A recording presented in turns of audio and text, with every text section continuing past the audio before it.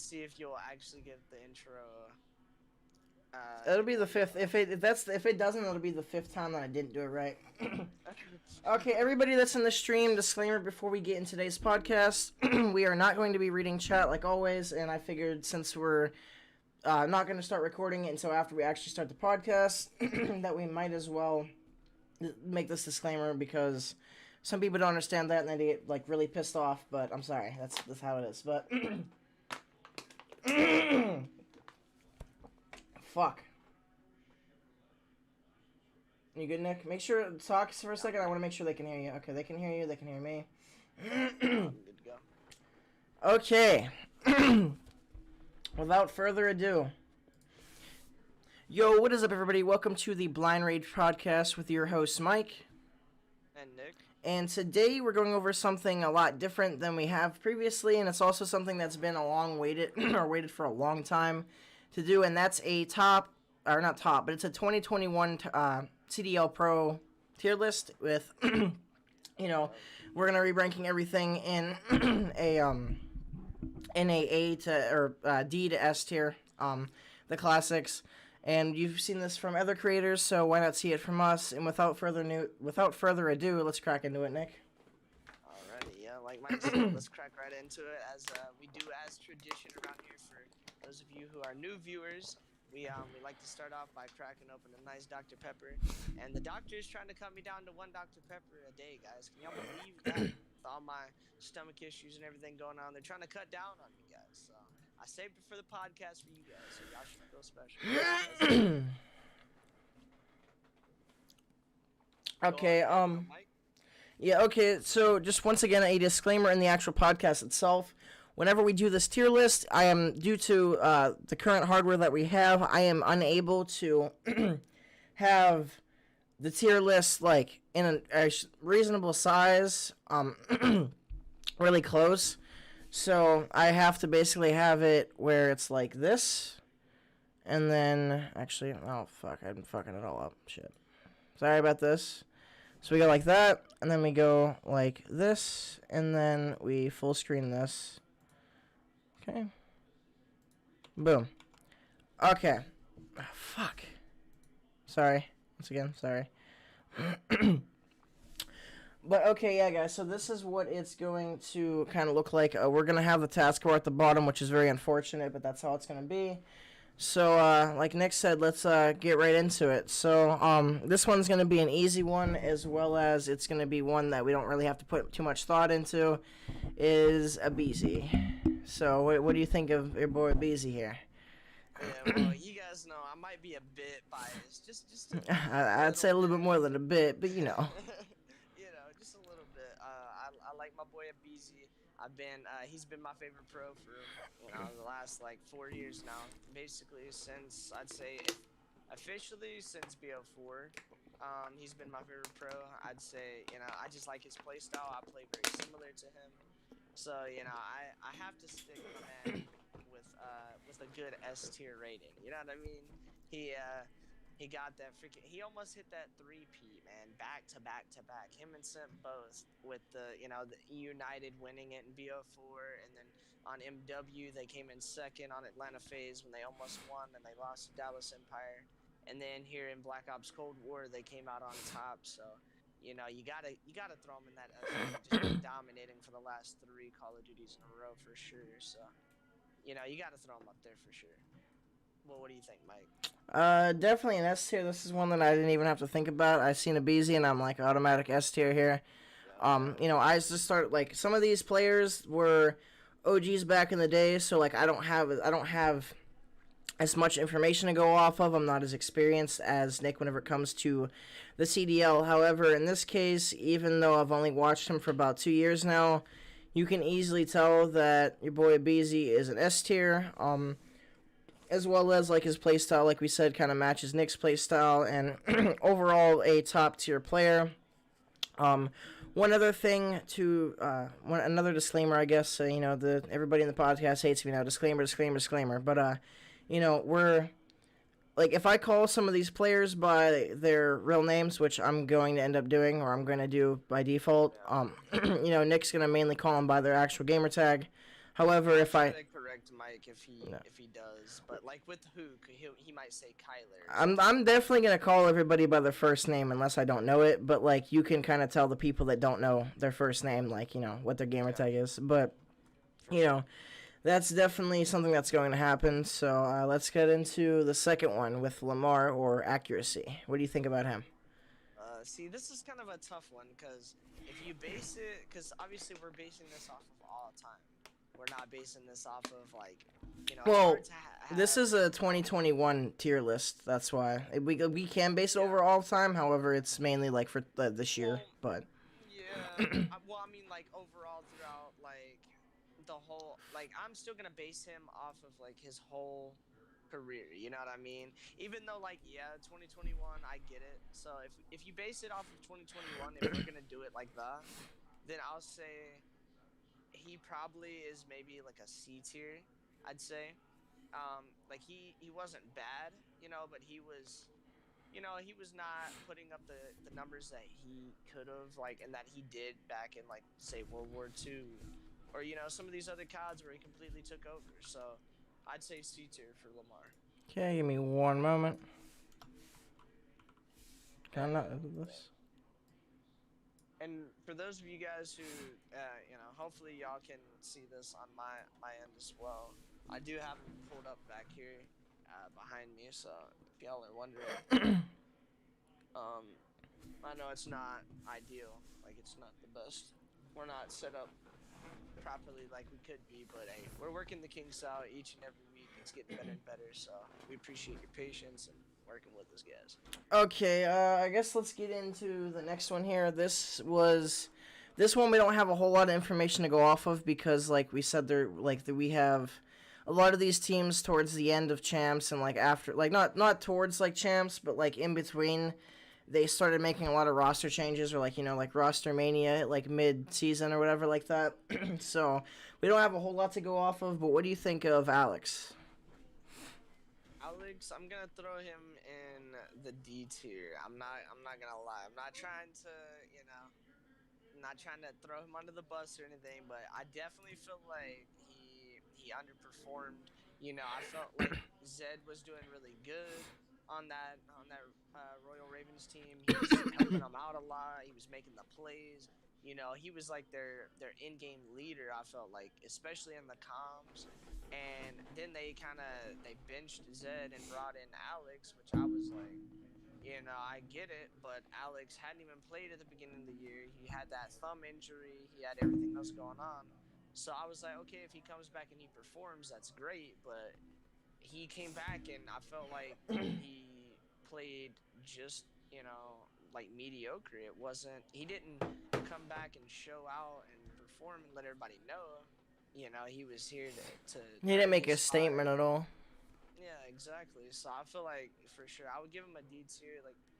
He didn't show me anything to make me want to. Out of all the European players and all the European talent, I'd go with a different sub. No offense to Alex, but I would give him a D tier for sure.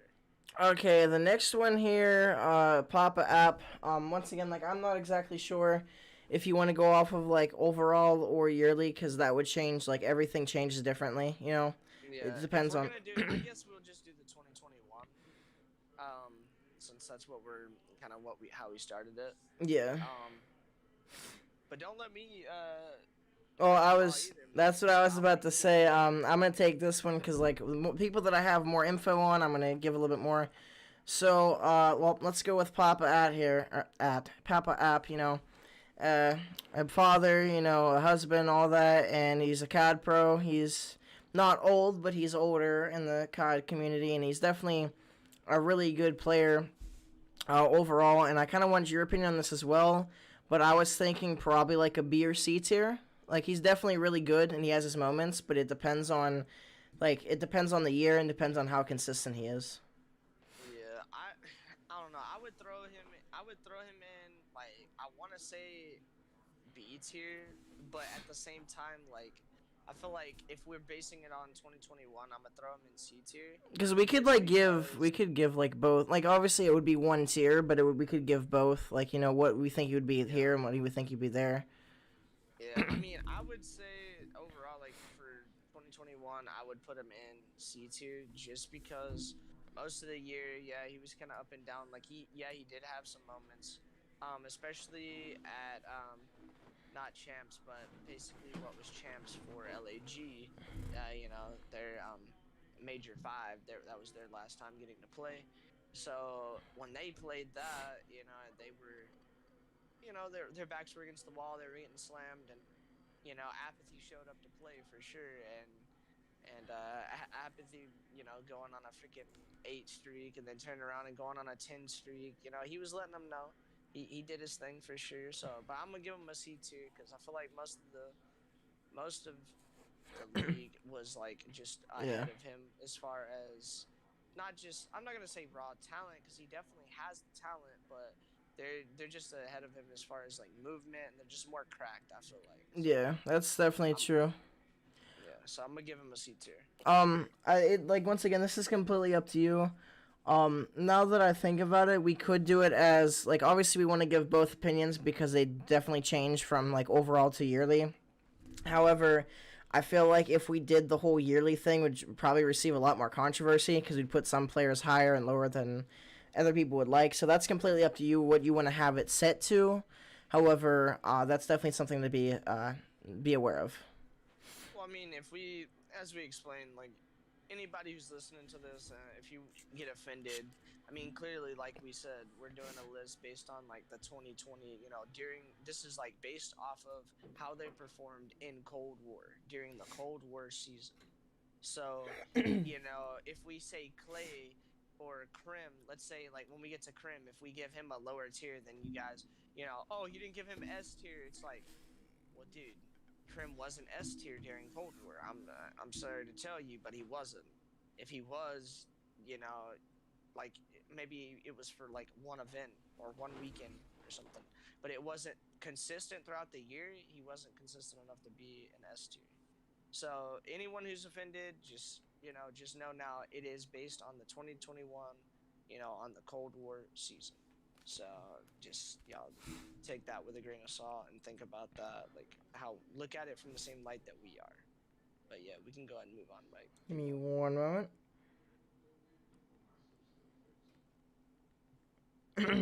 So this is one of like I'm not saying my favorite, but this is one of my more liked players, especially for Paris is Yuli or Aqua. Like this is once again something that's kind of like iffy because I think that he was a really good player, but he kind of like the team itself was not the best. Like obviously no slander towards the team, but I feel like he could have succeeded a lot better if he was on a different team. So I definitely think that I personally think that he was like I would say anywhere between an A and a C tier personally, especially for this year. I think he played really well. Like he wasn't anybody that had the highest stats every single game, but I definitely think that he was pretty consistent. I feel like he definitely made a lot of game changers throughout some maps. Yeah, I would say B tier for sure. I think I think he's a really solid player. I think there for a while he was the best player on that team for sure. Yeah. Um, I mean, and think about it. Like, if you stack him up against the other assault rifle players in the league, I would still put him like top. I feel like he could definitely compete. Like, I'd put him like what? Maybe not top 5, but I'd put him for sure like maybe 7th, maybe something like that. At least top 10, like at least. Yeah, but I don't know. He's damn good for sure. I would say I'd give him a B tier. I think he performs. He puts in his work. Yeah, the team didn't perform as well as they had hoped, obviously. But individually, he definitely did his thing. Okay. Let's get into our boy Alec or Arcides. We love Alec. He has a great personality. Like he's not only a goat in game, but he's a goat whenever it comes to comedy. But I personally think that he's S tier. He could be A tier depending on the season, but I definitely think that he's S tier personally. Like if overall he's S tier, and if you want to say this season maybe A tier, but he's definitely either A or S depending on how you're looking at it. I agree with everything you just said. I think definitely overall, there's no doubt in my mind he's an S tier. For the Cold War season, I'll say he like I could easily agree with him being an S tier or an A tier. I could see either one. Hmm. Only reason why he might be an A tier is because when your three teammates are Simp, Abizi, and Selly, I'm It's harder. It's fine. hard to like I, show your performance if there's yeah, nobody to kill. yeah. There's only so many kills on the map, right? So like, I still think we should give him S tier.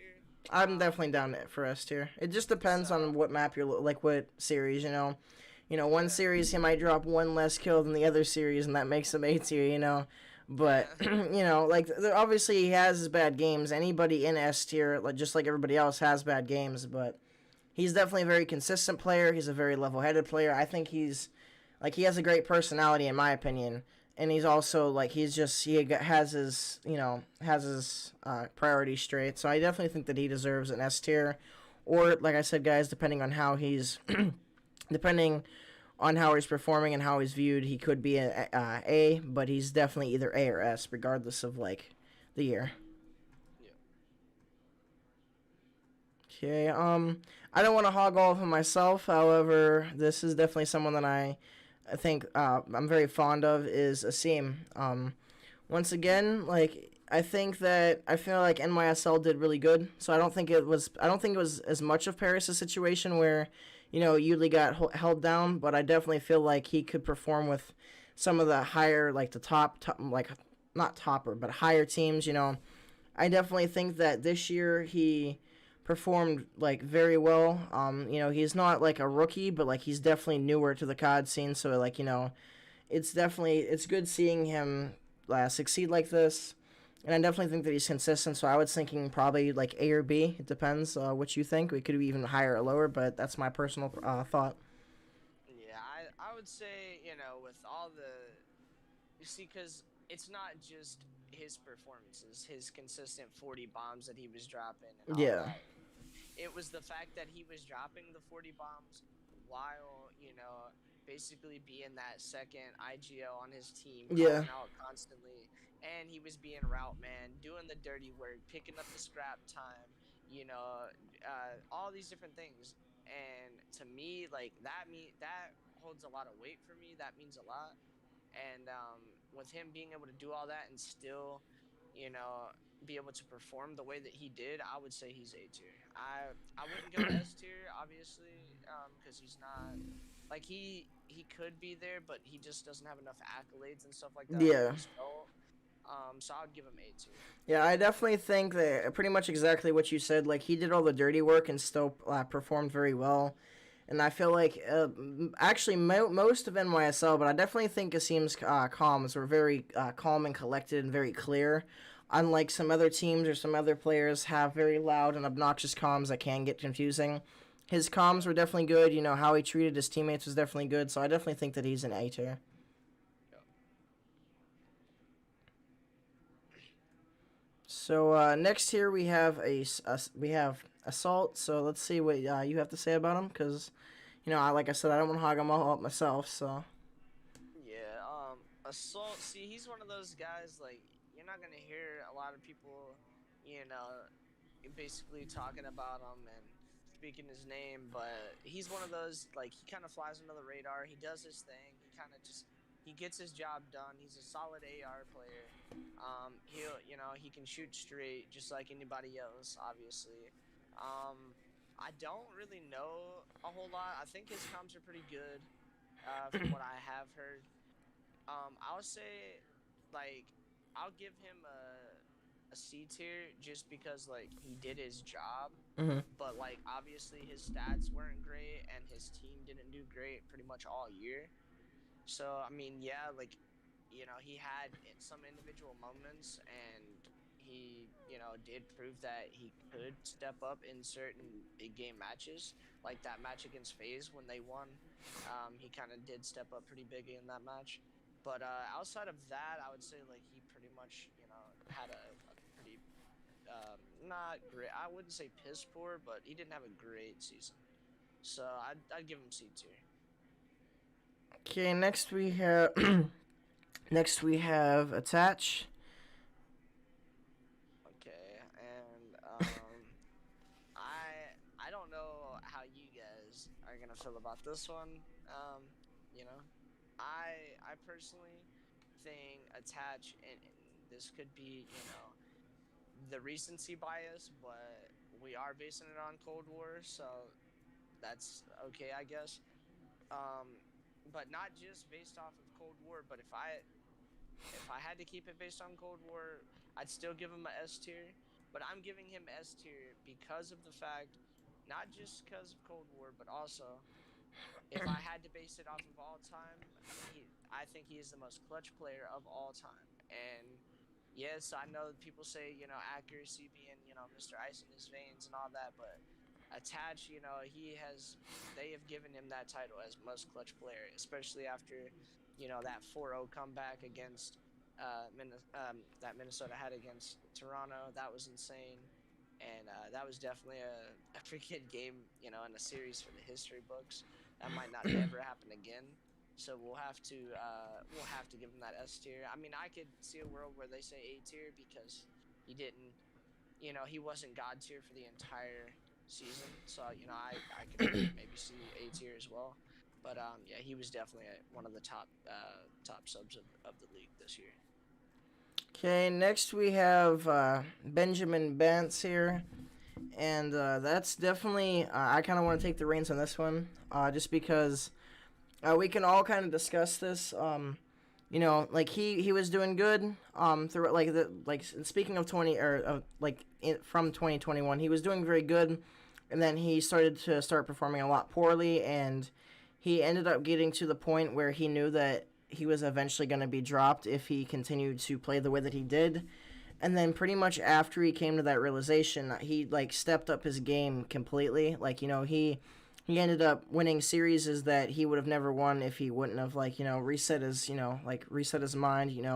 He didn't lose four or anything like that. And I definitely think that because of that alone in Cold War, I think that he at least deserves a B or C tier, if not higher. But that's my personal opinion, as well as that he's a part of Toronto Ultra. And as you guys know, Toronto Ultra and FaZe are basically they butt heads pretty much whenever it comes to skill. So I definitely can see Bentz being even higher, as in A or maybe even S, depending on who you ask. But personally, I think that he's definitely between A and C tier, but probably somewhere in the middle. What do you have to say about that, Yeah, Nick? yeah, I'd actually go right in the middle of A and C. I'd go with a B tier, based on how everything went with the Cold War season. I probably would have given him an A tier if everything didn't happen with what happened in the last two events of the year. First, getting reversed, 4-0 comeback like that, is obviously, You can't really come you back from that know, one. yeah, it's what do you even say after something like that happens? It's unfortunate. It's you know, they had to be completely losing full. So I don't even know. I might be holding too much weight with that one, loss, but that was a hard hit for me. But I'll say, also, he was kind of starting to perform pretty poorly, but then he started doing those, breathing exercises, and he started, you know, calming himself down and not getting so hyped up. And then they focused on having, actual slowing their comms down and not being so frantic and just calming everything down. And ever since then, I felt like they performed a lot better. And with everybody coming in, I feel like going into those last couple events, they had a really good chance. But then what happened with Minnesota was, unfortunate. And then I think going into champs, they they tried to do their thing, but FaZe was just ultimately too strong in the end. But I'll give Bentz a B tier for sure. I think he did his thing. Obviously, he stepped up in a huge way in a few different events. B tier for sure. Next we have Cammy, once again a part of Ultra. Personally, I think that he performed very well. He was definitely a very good player, very good AR. You know, but he definitely you could feel his power over the map. But I definitely think that he deserves a higher ranking, as what that would be. It's kind of hard to tell. It just depends on the series for the most part. But I kind of want your opinions as well. I would definitely give him an A tier. I think that guy. is absolutely insane, and I think it's kind of like the same thing that I was saying earlier. Some of these players, I would give them a higher tier just because yes, it is based on their 2021 season or their Cold War season, but if they don't really have a lot of accolades under their belt, or if they haven't won too much, then I don't want to put them too high on the list. So like, yeah, Toronto Ultra, they won an event, but And even went one to event, champs. one event was great, but at the same time, I can't put him on the same level as someone like Clay or Krim with their 3 rings and so many, chips and all that, So I'll say, he's a great player, and he has he has a lot of potential for sure to keep it going, but I can't throw him in that S tier, just because of all his, how early on it is for him, I'll say. But A tier for sure. I wouldn't put him any lower than that. That man is insane. One of the best flexes in the game for sure. That is facts. Well, I'm gonna give this one to you because I know you're a little bit biased. However, it's still I know you're gonna give a pretty honest opinion. Let's hear what you have to say about Cell. Yeah. So I mean, obviously, I think highly of this guy. I think he is a menace on the map. It doesn't matter who's playing him. It doesn't matter if it's eights, whatever. This guy is always, gonna be playing a credit. He's always gonna be hitting you with the off angle. He's always making the smart play. So many people talk about, these nerdy spots that he comes up with and hits you with and catches you off guard, and it's like, man, it's so crazy how smart that guy is and all the things that he's able to do, and I would say you look at everything they were able to do on phase, obviously this year, winning champs, getting the ring, and then going on and winning pretty much all the events except for two. So I think that was really good. So I would give this man a S tier. Okay, next we have one of your favorites, Nikki D. Yeah, Nicky D. Yeah, he had a rough season. Let's say he I feel like he performed pretty well individually, but I don't know about, like, if you look at how his teams did. Paris did not do good all year. Neither did Seattle. When even after he got on that team, like, they tried to make some things happen, and it kind of looked all right on land for a little bit. The human turret was coming out doing his thing. Uh, but for the most part, Nicky D, he tried to do his thing, and I would say if you base this off of all time, I would give him a higher tier. Nicky D is one of my top 3 favorite pros of all time, but I would probably give him a C tier for this year. Give me one moment.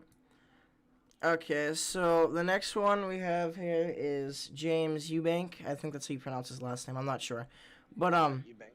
yep. But this man, I guess I'll take this one because, like, once again, I'm kind of like you're biased towards FaZe, and I'm biased towards, like, Optic and NYSL. But my boy Clay, he's won multiple rings. He got dropped from Dallas 1 year after winning champs, and then he goes back and he builds his own team.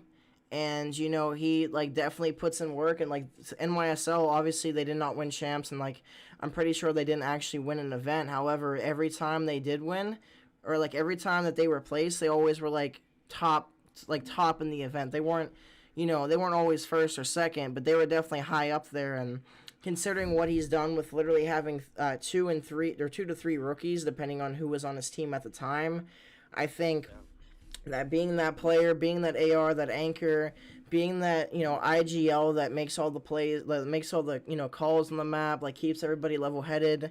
He's the one that always, like, makes sure that you guys are chilling out, and not making, like, he makes sure that no one loses full. He's the one making sure that he's counting gamer tags. Not counting, but, like, he's looking out for certain gamer tags, because, like, okay, if we killed this player and this player, then we're looking for these two. It kind of helps. Like, seeing teams that do that, you can see just by something so simple how much further they succeed than teams that don't. Um, Overall, I would say that Clay is definitely an S tier. I personally think that in Cold War, like in 2021, just on Cold War alone, he's either A or an S personally. Obviously, like I said, I'm a little bit biased, so I kind of want to know what you have to say on that as well. Yeah, I would say overall, all time, I would say he's for sure an S tier without a doubt. 3 rings, arguably one of the greatest of all times. But I'll say this. For Cold War, I would give him either an A tier or a B tier. So, I'm fine with giving him the A tier. Only reason why I would have said the B tier is because, with him wanting to take, the step back, and then him, having like the inner turmoil with his team and all that. It became the Uh, demise of NYSL. yeah, like all that, I would say kind of, you know, because if you would have seen, like, you seen them going up and up and up with their upward, as soon as they got Hydra, they were just nonstop going up, and it kind of started going downhill out of nowhere, and then, before you knew it, you seen Clay just, bench himself and come back, and after he came back, it was the whole, team chemistry and everything was off. So I don't know. I'd say B tier, but if you wanted to give him A tier, I'd be fine with that. I definitely can see that's really a tough one for me because like I have a place in the heart for Clay, and like that like that's all the things that you listed are reasons why I wouldn't put him in S because of it. But I also like I do kind of want to put him in B, so I'm really like torn besides that. I think that considering that what he's done, I just think he deserves elite or not elite, deserves A. But considering also what he did that negatively affected, it's kind of what out like does the positive outweigh the negative? Um, Yeah. for me, I think I really don't want to make this call, but I definitely think I agree with you on the whole B tier, just for the fact of although he created this amazing team just out of like rookies and like people that didn't like they basically started on online COD. They didn't really start on LAN events, and for them to come out like this and just absolutely shred people like that's insane of him to like make like form and create such a team like this. But also one reason, like like I said, I love Clay, but one reason that I kind of resent him a little bit is because although his mental health kind of drifted off and that like leaded him to bench himself, I definitely think that him benching himself is what put the nail in the coffin for NYSL. And I feel like if he wouldn't have benched himself and everything, like nothing like that would have happened. That they could have definitely been a top 3 or top 4 team, maybe even higher than that. But I think that I at this point I definitely think that he should be either A or B. And I'm gonna say for this one, for 2021, I definitely think that he goes for the B tier. I agree with that. Okay, next we have Kleenex, which since we're both subs here, but you're the current sub because I'm a flex or I'm an AR depending on the COD, or I'm even a sub. But considering I'm an AR this year, let's see what you have to hear or have to say about Kleenex. Yeah, Kleenex, I think he's a really good player. He's another one, kind of like what I said with Cammy. I think he's really good. I would say he wasn't as good as Cammy. I would say, I would give him a B tier instead of the A tier that I gave for Cammy, only because, obviously, he wasn't, he didn't have that. I feel like if he was performing, and he was dropping like, 1.05 or a 1.10, he was, just barely over positive, that he was, doing enough to help them, make it easy on the rest of his team. But I feel like, just it's hard to play at that pace, and especially when you're going up against guys like a Beezy and stuff like that, to be able to keep up. But I'll give him a B tier. They did win one event, and I think him and Bentz were both B tier. I think they were really good. I want to give both of them A tier. I mean, if B plus was a thing, I would do that. But I'll give them a B tier. I definitely do agree with that. You know, like I definitely see the whole team as ultra like very high. Like they literally got second place at champs, which like not many teams can say they've done that. And I definitely think that he's a good player and like he helps his team. However, since he is a sub, his stats aren't going to be as good as some of the ARs or even some of like the shredder subs. So I definitely think that he's a B or C tier, and I think I'm going to go here considering what he's done. I'm definitely going to go with you on the whole B tier. Next, well, this one's gonna be great. This one's gonna be very controversial between you and me, as well as between everybody in the podcast. Border. So, yeah.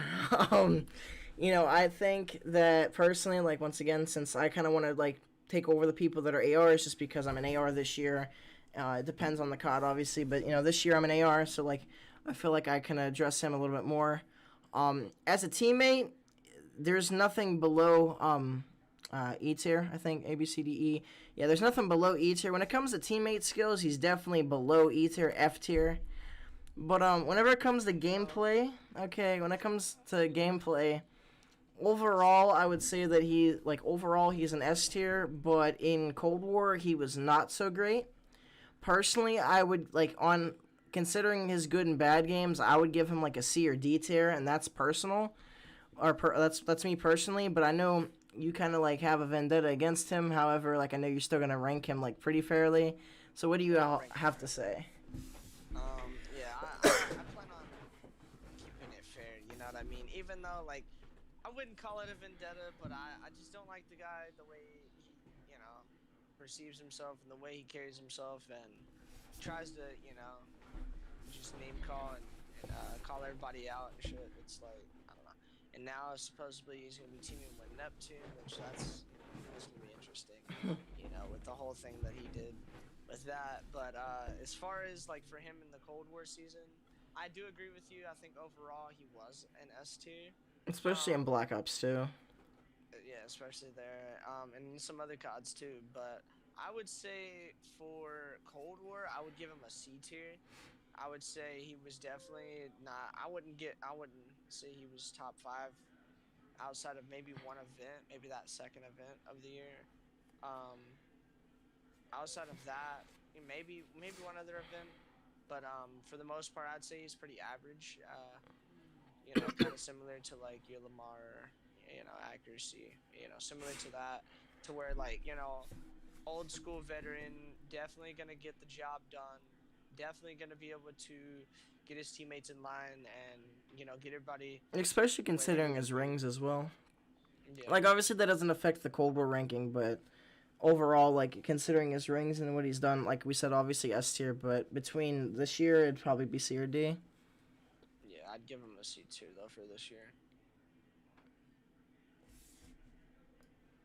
Okay, this one, okay. Now it's my turn, obviously I'm not saying my turn is picking, but, your boy Dashy, Brendan, Bruce, Dashy, whatever you want to call him, okay? Depending on the COD, the man's a beast, and I feel like overall he's definitely an A or S tier personally, especially in BO4, but considering he was just an animal on the map, you could feel his force. However, with Cold War, that's where things shift a little bit. Overall, he's a great player. But, in Cold War, he was a very, a bipolar player, as I would say. So, the maps and modes where they win, he has a banging KD, he performs really well, he does really well. And then games where they lose, he literally goes, 3 and, 25, And I think that his personality also has a factor in as well, because... Obviously, outside of the game, he's, once again, we know from, vlogs and podcasts and things that he's, a really cool person. He's good for conversation. But even considering pretty much the whole Optic crew, in Optic, Dashy's comms are very calm and clean. It's kind of like one of our boys that, he only comms whenever it's absolutely necessary, No. We're calling you out. We're calling you. But I definitely think that since he's a bipolar player, that he's going to rank a little bit lower because, overall, like I said, he's probably an A or S. I would probably say for Cold War, either, a C or so. That could change, but I don't know how you would like to place him or, what exactly you think that would change that up or down, but that's all up to you. I would say overall, out of all the games I've seen him play, I'd give him A tier. Um, Obviously, same reason I wouldn't give him S tier for the other people, just because of his accolades and stuff like that. Like he hasn't really, he's won a few events here and there, but he hasn't actually, he has a lot of raw talent and he, drops numbers, but he hasn't actually won. Like his team hasn't won a whole lot. Um, but I would still say overall, I would say like individual skill, I'd give him A tier. But for Cold War, I would give him a C tier for sure. I Yeah, think that's what I was thinking. I would say he was very middle of the pack. He could do his thing. He definitely had maps where he would take over, but for the most part, it wasn't like BO4 Dashi. Yeah, like it was like even though it was like kind of a similar engine, it was night and day difference. Next up we have Diamond Con. You guys know, like I said earlier, how Clay like created like formed his own team out of all rookies, and Diamond Con's an example of that. This man came from challengers, and he knew that he had to like step it up and like he had to like make a name for himself in the pro scene. And like yeah, sometimes he didn't drop the best games, but I feel like overall he was pretty consistent. I definitely think that he was a good teammate to have on NYSL, and I definitely think that that he deserves like what he's done, as well as the whole controversy of people getting mad that he got dropped when he even like not signed, but he even agreed that he was going to get dropped sometime throughout the season, but it was just for like the experience and the practice to get yourself there. But I definitely think for Cold War, I can't put him S tier or anything near that because of the fact that like how many events he's won. Like he hasn't really played any any of the pro scene except for this year. So I can't really rank him overall. Personally, I think that he's definitely an A or B tier. That might be a little bit different opinion than you because of some of the variables, but I definitely think that he's A or B on my list. I don't know how you would like to put him, but that's definitely what I'm sticking at. I would either go B or C. I think he was definitely a really good guy. Like I would say he helped their vibes and like just team Kim a lot. He seemed like he just got along with everybody really well. I think he did his thing. He definitely came in, and performed. He didn't, he wasn't a shining star. He didn't jump out, and slam everybody, but he definitely, he performed, good enough. And I would say if B tier, I would compromise and give him a B tier for sure. He was better than he was better than some of these ARs, but I would easily like I would either say B minus. Obviously, that's not a thing, but I'd either say like a low B tier or a high C tier. Okay, next we have Dylan Cod, which this is for me. It's a little bit tough for me to rank, so I think that like you would kind of take the reins on this one, but I definitely can see myself placing him, but I don't have as much information on him as you do, so that would be a little bit that would be a little bit better suited if you were to be able to take care of this one. Yeah, if you were to ask about if this was a list about BO4, this man would be A tier. But this is a list about Cold War. So, yeah, I'm sorry, Dylan Cod, but we don't even know if that guy even is gonna play COD anymore or what the deal is with him. By the way, the guy like got off socials and everything, and yeah, he's like because he got benched off that team. He's like pretty much. I think he's like done with COD, pretty much. So RIP to that guy if he is. Um, but I would give him D tier. He had a horrible, Would you give him last D or the E season. tier? I I don't want to do him that dirty, but I could easily see a world. I mean, yeah, we probably should go E tier. Because I don't even know if I you think knew like about E tier to this point though, because like we've been putting we actually have only two in E tier, but like there definitely is lower than D on this list. yeah, I don't know. I feel like I try to be too nice on some of these people. I try not to put them too, but I feel like you can't drop a point four. You just can't. I'm sorry, but like you're going to an event and you're dropping a point four. You're going to need to, but so sorry for you. as you take a swig of Dr. Pepper and you say that all is Berkeley. That's great. Okay, next, one of my favorites, Dylan Envoy. Considering his backstory, I think that this is going to be an interesting one. Guys, if you knew, like, he used to play events and he used to cheat. He used to play, with a mouse and keyboard. And then he came from that and he came all the way up into, like, the pro scene. He played for a couple years. And then on Cold War, I think that's kind of where he really shined. Like, he didn't do bad in MW, but he I think he definitely. was better in MW than he was in Cold War. Me personally. Personally, I feel like just with considering it was 4v4, I think that a lot of the stuff that he was able to do on 4v4 on Cold War was a little bit better than MW just for that factor. But considering like this man's always the flank man, this man plays all the crazy angles, try to always shoot them in the back, which, that's a really good play, especially if, you have three people pushing one hill and then, you have someone flanking and all that. And like, with him and Scump, like obviously T2P exists, but whenever it comes to the subs, you know, considering that I'm pretty sure like Envoy isn't like a rookie, but like he's only been here for a few years. You could correct me if I'm wrong on that one. It's only been like He's only been in the pro scene since BO4. yeah, that's what I thought. So it's only been what like 3 years now, and he's already competing with like Scump. Like I'm not saying that he's better than Scump or he's as good as Scump, but I think that this year there was definitely series where he played way better than Scump, and there's times where he played worse. But I think that overall he's well rounded, and I think for Cold War, I don't really want to put him as high because he's only been in the scene for 3 years. But I definitely kind of want to put him like on the A or the S tier range.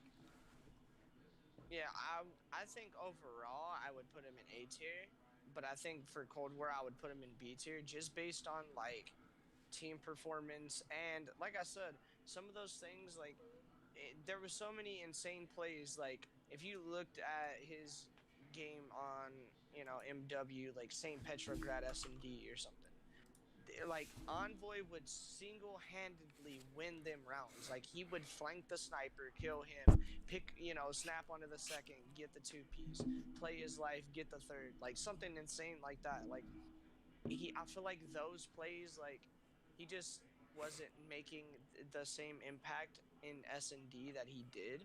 Like yeah, he was, he did that sometimes. Like when I think he had a game of standoff where he just completely was playing like a Beezy and full sending it straight to courtyard and just getting a first blood and just playing it insane. That's how he should, but I felt like he didn't play it like that enough, and I felt like he definitely had the same potential to keep taking over. But I feel like in on Chicago Huntsman, RIP Huntsman, I feel like he was way more dominant on MW. But for Cold War, I'll give him a B tier. I think personally. I'm okay with putting him B. I can definitely see the counter arguments with that one. Yep. One moment. The next one here we have is Fire, and once again he played in Paris. He also came from Challengers. And he eventually did end up getting dropped. But I kind of want your opinions on this first because I've been like doing the past couple, and I don't know how much you have watched of Paris. Like I know you watch pretty much all the games, but Paris is one of those teams that most people don't pay attention to just because of where they're at on the boards, which I can understand, but it's also kind of like discriminating. But that's beside the point. What do you kind of think about Fire, about Yuli? Or not Yuli, Well, that's Aqua, I'm stupid. Yeah, on Fire. I felt kind of bad for the kid because it was his first time coming in, and he comes into the CDO and he had kind of a rough time. He was going negative pretty much every series. He was really struggling. They tried to switch up the roles between him and Scraps and just trying to do different things and trying to make him comfortable. And I felt like just no matter what they tried, it just wasn't working. And when it did end up replacing him, I felt like the team did get better. Um, I don't think and I'm gonna say something similar to what Zuma said. I don't think the kid was bad. I think he has a lot of raw talent. I think he is an actual good player. I just think he wasn't able to put it together with those group of players, and I think he will get another shot at some point. I just don't think I think he needs a few more years to perfect his craft and just get everything to where it needs to be. But I hate to do it to you, Fire, but I would throw you in the E tier, my man. Yeah. With Fire, you know, I definitely respected him as a player. Pretty much, basically what Nick said. I think he was a good player. He came from Challengers. This was like his rookie year basically, and once again, I also felt bad for him because you could see his skill, but it just wasn't working. And like Nick said, they even I even noticed that they changed the roles, and it wasn't helping. And I really enjoyed watching Fire personally, even though his games weren't the best. I genuinely liked him as a player, and out of the team, he was one of my more favorite players. That being said, though, I kind of do agree with Nick, though. He didn't have a very good performance, but I definitely respected his grind. I would definitely say D or E. That's kind of a tough call, but you also have to think. I was gonna say, you have to think: is he, did he perform as bad as Dylan Codd, or did he perform more like Alex? You have to considering where they both are on the tier list. You're gonna have to think what did they Yeah. perform closer to? But I don't know exactly if you want to refine that or if you just want to Yeah, keep them in E. we could throw him to D tier. I mean, it wasn't I like would he. be fine with either, but you I just have don't to put think it in he perspective. performed. I don't think he performed as bad as Dylan Codd. Like, I think that's a good point. Um, I would just say it's like I don't know. Dylan Codd for me was one of those that you would expect him to be So insane it's like a because shocker. he was really good at BO4. So to me, it was like an E tier because yeah, he was dropping point fours and doing the worst in the league, but it was even more of a shock because you don't expect the guy who was the one of the best subs in the last Treyarch game to be the worst player in the next Treyarch game. It just I don't know, it was a shocker, but I would say yeah, we could throw Fire in the D tier. Yeah, I think I don't want to try to overwhelm everything, but I definitely think that as a individual performance, I definitely think that he performed better. And like you said, it's kind of it's adding insult to injury because of the fact that he was really good at the last Treyarch game, and now he goes from that to um, kind of the bottom of the barrel, as you would say. yeah. Um, the next one, this one's kind of painful for me. Matthew Piper, it's part of T2P, one of my favorite COD players as a whole. As a whole, through all the CODs, he's one of my favorites. And whenever it comes to overall, this man is 100% without a doubt an S tier. S tier. He was the best NV4 player in IW. He was one of the best AR players in IW in my opinion. He was damn good at AW. He was still good at BO3. He was good at pretty much every 3D movement game. This man shook the whole lobby. But Yeah, it was definitely between him and Slasher yeah, for that best of IW with the yeah, AR. Them two were competing it out for sure. yeah, for sure. That being said, the part where it's like a stab into me is, my boy Formal. He was definitely not the worst whenever it came to Cold War, but he performed very poorly considering what we know he can do. He's went on 15 and 20 streaks in IW. He's gotten 4 or 5 pieces in the kill feed in 10 seconds. He's had epic snipes in IW where he literally aced the whole team just quick scoping him. And then you go something like that to where he's negative or barely positive pretty much every single map you know on Cold War. And yes, against some of the lower teams, he did have games where he absolutely popped off and he had really good series. But I definitely have to say I wouldn't put him anywhere close to the D or the E tier, or the S or the A tier. But I think for Cold War he's either a C or a D, and then overall he's definitely an S. Overall, I'd say he's a S tier, and I'd throw him in the C tier. I'd say him, accuracy, Crim Six, all of those they're long time veterans, of the scene. We know they're S tier players, It's just but this wasn't their season. yeah, they just didn't have a great season. So for this season, I would say C tier because for me, C tier is they did their job. They were middle of the pack, but they had a lot of games where they just didn't perform as good as they could have for sure. That's definitely a fact. Next we have Gunless. I know like you kind of have like a near and dear part in your or spot in your heart for Gunless, you know, and I definitely think that he is definitely a good player. I feel like he has performed better in other games. I don't think that he's too bad, but I don't know exactly where to put him. So I don't know where you would put him, but I kind of am like iffy where I should put him. But yeah, that's what I have to say so far. Yeah, I'm kind of iffy on this one too. I'd probably go either C tier or D tier. I'm thinking kind of leaning towards D tier, even though like I don't think he was that bad. I think he stepped like his attitude and his comms are tremendous. Like they were amazing. I think he was like the main end game leader for that Seattle roster. But just if you look at personal stats and individual stats and like just overall how they performed as a team. It was rough for them. So I would probably say D2, but I'll ultimately leave that up to you, Mike. Yeah, I would say like I said, I would definitely say C or D. Um, this is like once again another one of those perspective things. Like did he perform similarly to like Lamar, Assault, Krim, and all of them, or did he perform more like Fire and Alex? Because like that's like obviously we don't want to do everything on perspective, but one of these things where like we don't know where to put them between one of the other, we have to like think: are they closer to this level or closer to this level? Yeah, I mean, I would say I'd throw him in the D tier. That's where Okay. I would put him ultimately. Okay, next we have Kyler, aka Hook, and this one's gonna be interesting. Considering everything that's going out, this like he also has received a lot of hate personally. But when it comes to overall, he's definitely a great player.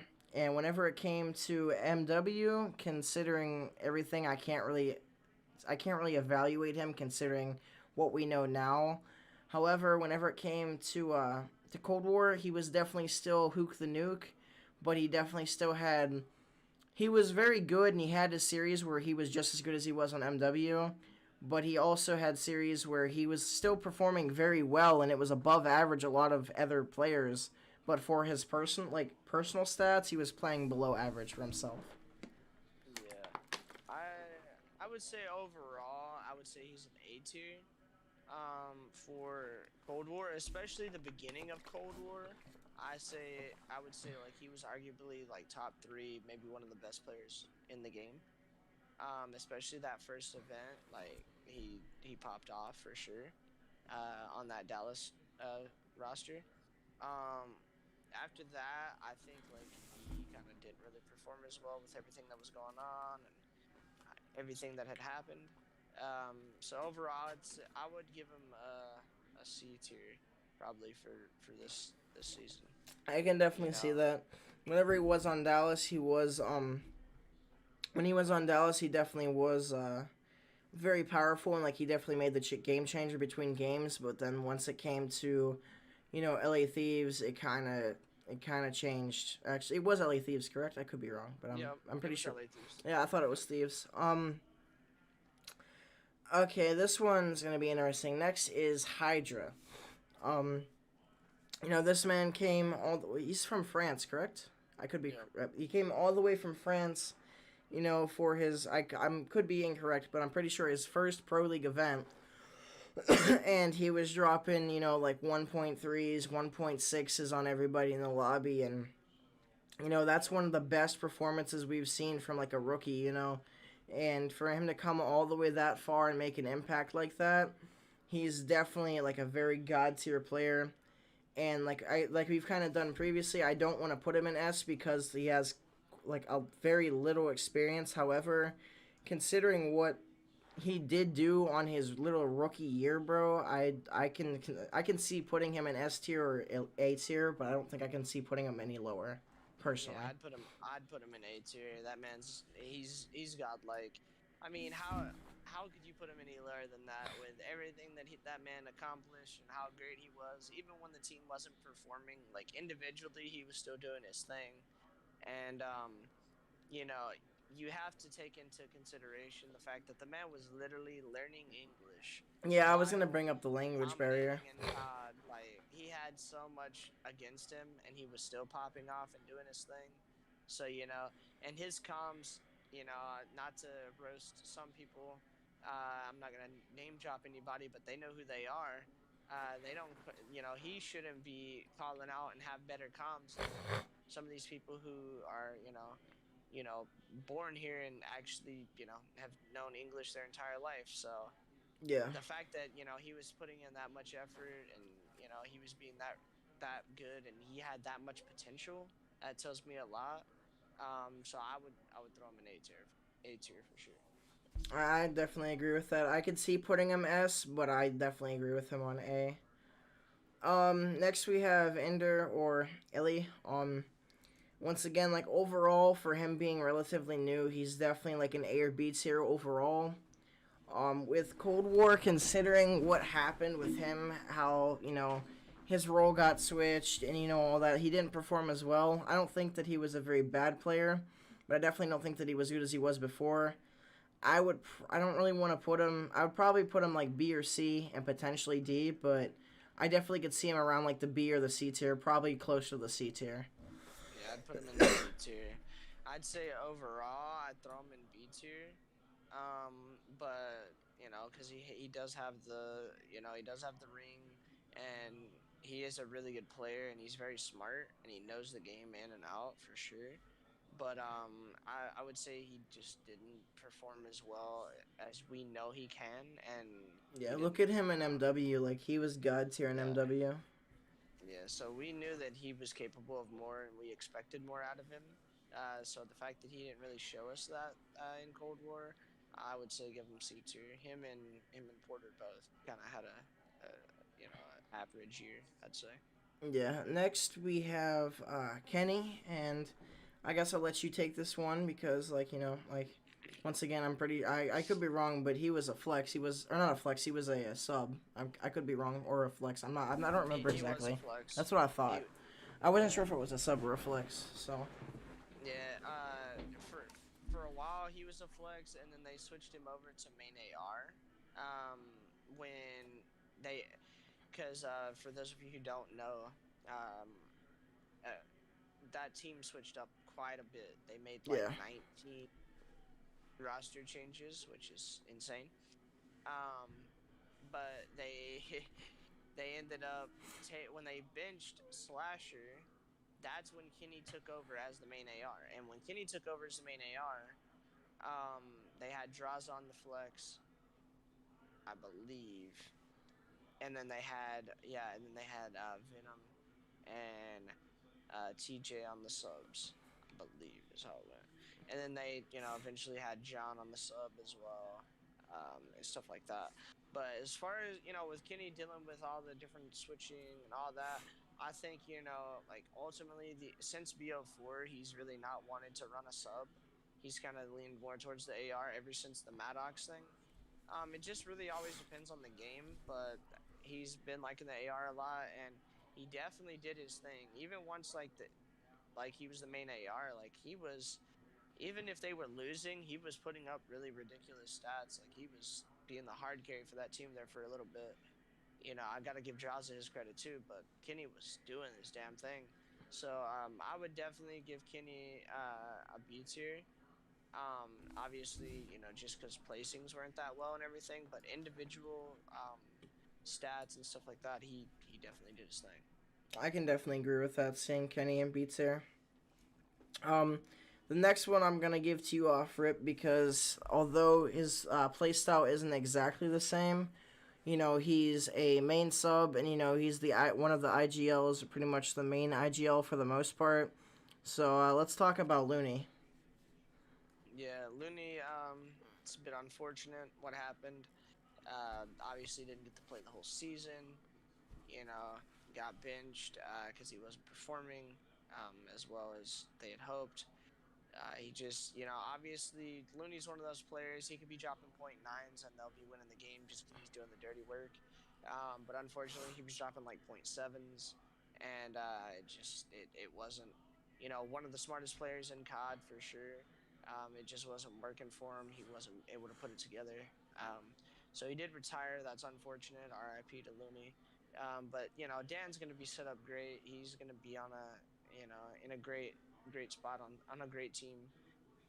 Being a coach, setting people up for greatness. And I think as far as the Cold War season, I would give him a D tier. I don't think he performed very well. Uh, I know he is a good IGL, and I respect him as a player. And overall, I would say he's an A tier player. But as far as Cold War by itself, I would just give him a D tier. Yeah, like I could definitely see where you could like argue that he was a C, but I can also agree with the D tier just because like although he was really good at being an IGL and like he was doing the dirty work, but considering how bad like his stats were even on the games that were won or like the maps that were won, I feel like it's definitely can be towards lower.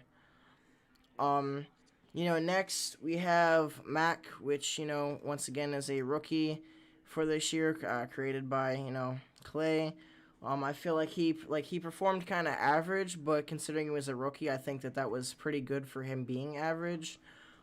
He had quite a few changes on whenever it comes to the role. Like he was a flex and then an AR and then like back and forth multiple times. So I definitely feel like that kind of negatively negatively impacted his performance. However, I definitely believe that he's still a really good player for being a rookie. I could definitely see putting him in like a B or a C tier. I know he doesn't have as much experience, but I do not see him in like the D or the E tier personally.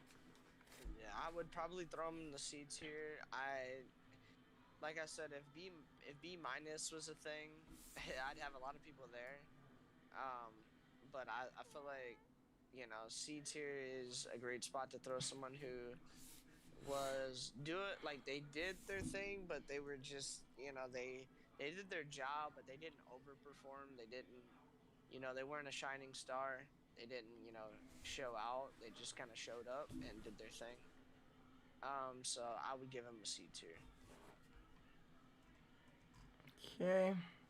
Next we have one of my favorite players in the Cold War season, or kind of in general, and one of the smartest S&D players there are. Whenever it comes to COD, there's a few others that are tied with him, but we got to talk about Major Maniac, aka Mike. Um, this man is like whenever it comes to the vibes, he's a really vibe guy. Like he's always good, always has the good vibes. He like I said, he's one of the best S&D and like not analysts, but he is like one of the smartest S&D players there are. Considering whenever he's not scrimming and playing in the pro matches, he's nonstop doing S&D wagers and shells and high rollers. So like this man is definitely he knows what he's doing whenever it comes to S&D, which I see myself kind of relatable to. Although I'm nowhere near his skill level, I see myself in a similar aspect to him. As well as I definitely think that he's a very good player. However, he is kind of inconsistent here and there, especially in MW. I found him almost as I would say almost as inconsistent, if not more. But I definitely feel like he was very inconsistent on Cold War, but he definitely made some of the clutch plays. Yeah. I would probably give him either a B or a C tier, just because of his S&D alone. I think in the respawns he kind of underperformed a little bit, but in the S&D, he is just a different beast, and he kind of he tends to freaking make some huge plays and clutch up when he needs to. So, I would say you know maybe high C tier or low B tier. I could see a world where he was B tier for sure. What would you say overall? Overall, I would say B tier. Okay.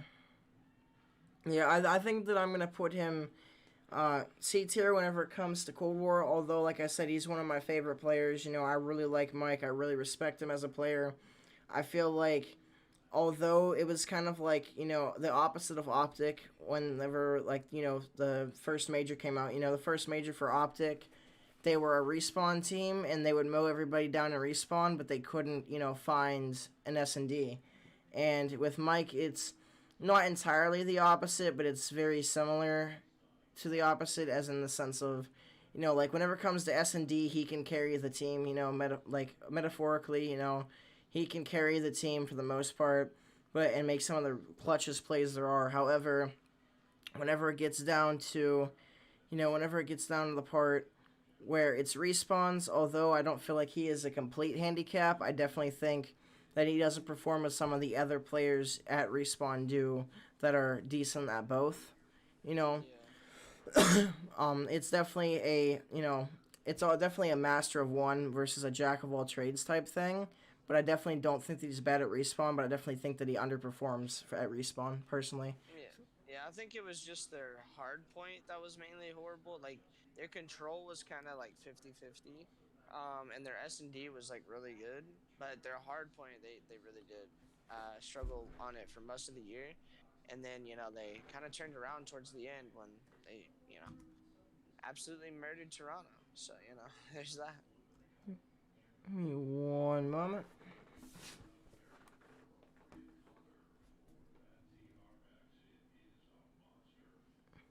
Wait, that's okay. I got confused for a second because of Zinny. But in the picture that I have, it's kind of hard to see him exactly. But next we have Zenny. I feel really embarrassed that I couldn't recognize him, but the picture that I have is a little bit harder to see. but yeah, we have Zenny. Definitely, in my opinion, a pretty good AR. He's definitely a good player. Hilarious man. If you ever speak to him or ever get the chance to tune into a stream, he's absolutely hilarious. Him as well as Zuma. I think that he's a good player. I think that he's a well-rounded AR. I feel like he can compete in some of the higher levels, but I definitely do feel like he has some weaknesses that pull him down a little bit. Yeah, I don't know. See, this one's hard because if we want to base it off of challengers as well, because that's still part of what happened in the Cold War season. Obviously, it's not the Pro League, but like in the Pro League, obviously he got benched and replaced by Insight, and it's not like he was underperforming that bad. Like it was kind of like a similar situation with Lamar. Like Lamar wasn't, doing that horrible. They just wanted to bring someone in to make them, push them over the edge type of deal. And I feel like what ended up helping out a lot was, with the whole situation, kind of similar with Lamar. They brought someone else in and kind of it freshened up the team. And I think that's what happened with Toronto. And I know they kind of wanted to go with the whole European team, so that obviously was part of it. I know he was good friends with Kleenex and stuff like that. So there's that. But overall, I think methods didn't really I don't think, he really got dealt a fair hand this year. Like, he was slamming everybody in challengers. I think he was definitely really good. So I'd give him either a C tier or a D tier. I'll leave that kind of up to you. But I would kind of would say C tier maybe. Yeah, But it's up I to you. definitely, I definitely think that he was well rounded. I don't think that he was like a handicap to the team. Like you said, it was kind of like how NYSL were with Hydra. It wasn't that anybody on NYSL were underperforming. They just wanted, they wanted a tool that's going to push them over the edge. And in this situation, personally, I can't really agree with the whole decision of trading him out. However, I definitely feel that he definitely handled that situation well as like as a player himself. I think that he definitely is a well-rounded player, and I think that he easily fits in the C tier. I feel like I could see him in a world in other CODs where he's easily like a higher tier, but I feel for Cold War he's definitely probably like a C tier. Okay, next, this one's gonna be also interesting. we have um we have Nep, which, I know at first you didn't really want to like because he was kind of replacing your boy Mox. So I know at first you didn't really like him, and then you started actually seeing his performance, and you were kind of happy with the change that they made for the most part. He was actually because they had already replaced Mox for Big Wake. Oh, no, I'm They retarded. he was replacing Havoc, but yeah, I know Yeah, I get what you're getting at. yeah. So that was I was a little bit frustrated with that, but then they brought Havoc in, and Havoc and Neptune seemed to work pretty well. I think Neptune is a good player. I think he reminded me a lot of Shotzi with like his really good movement.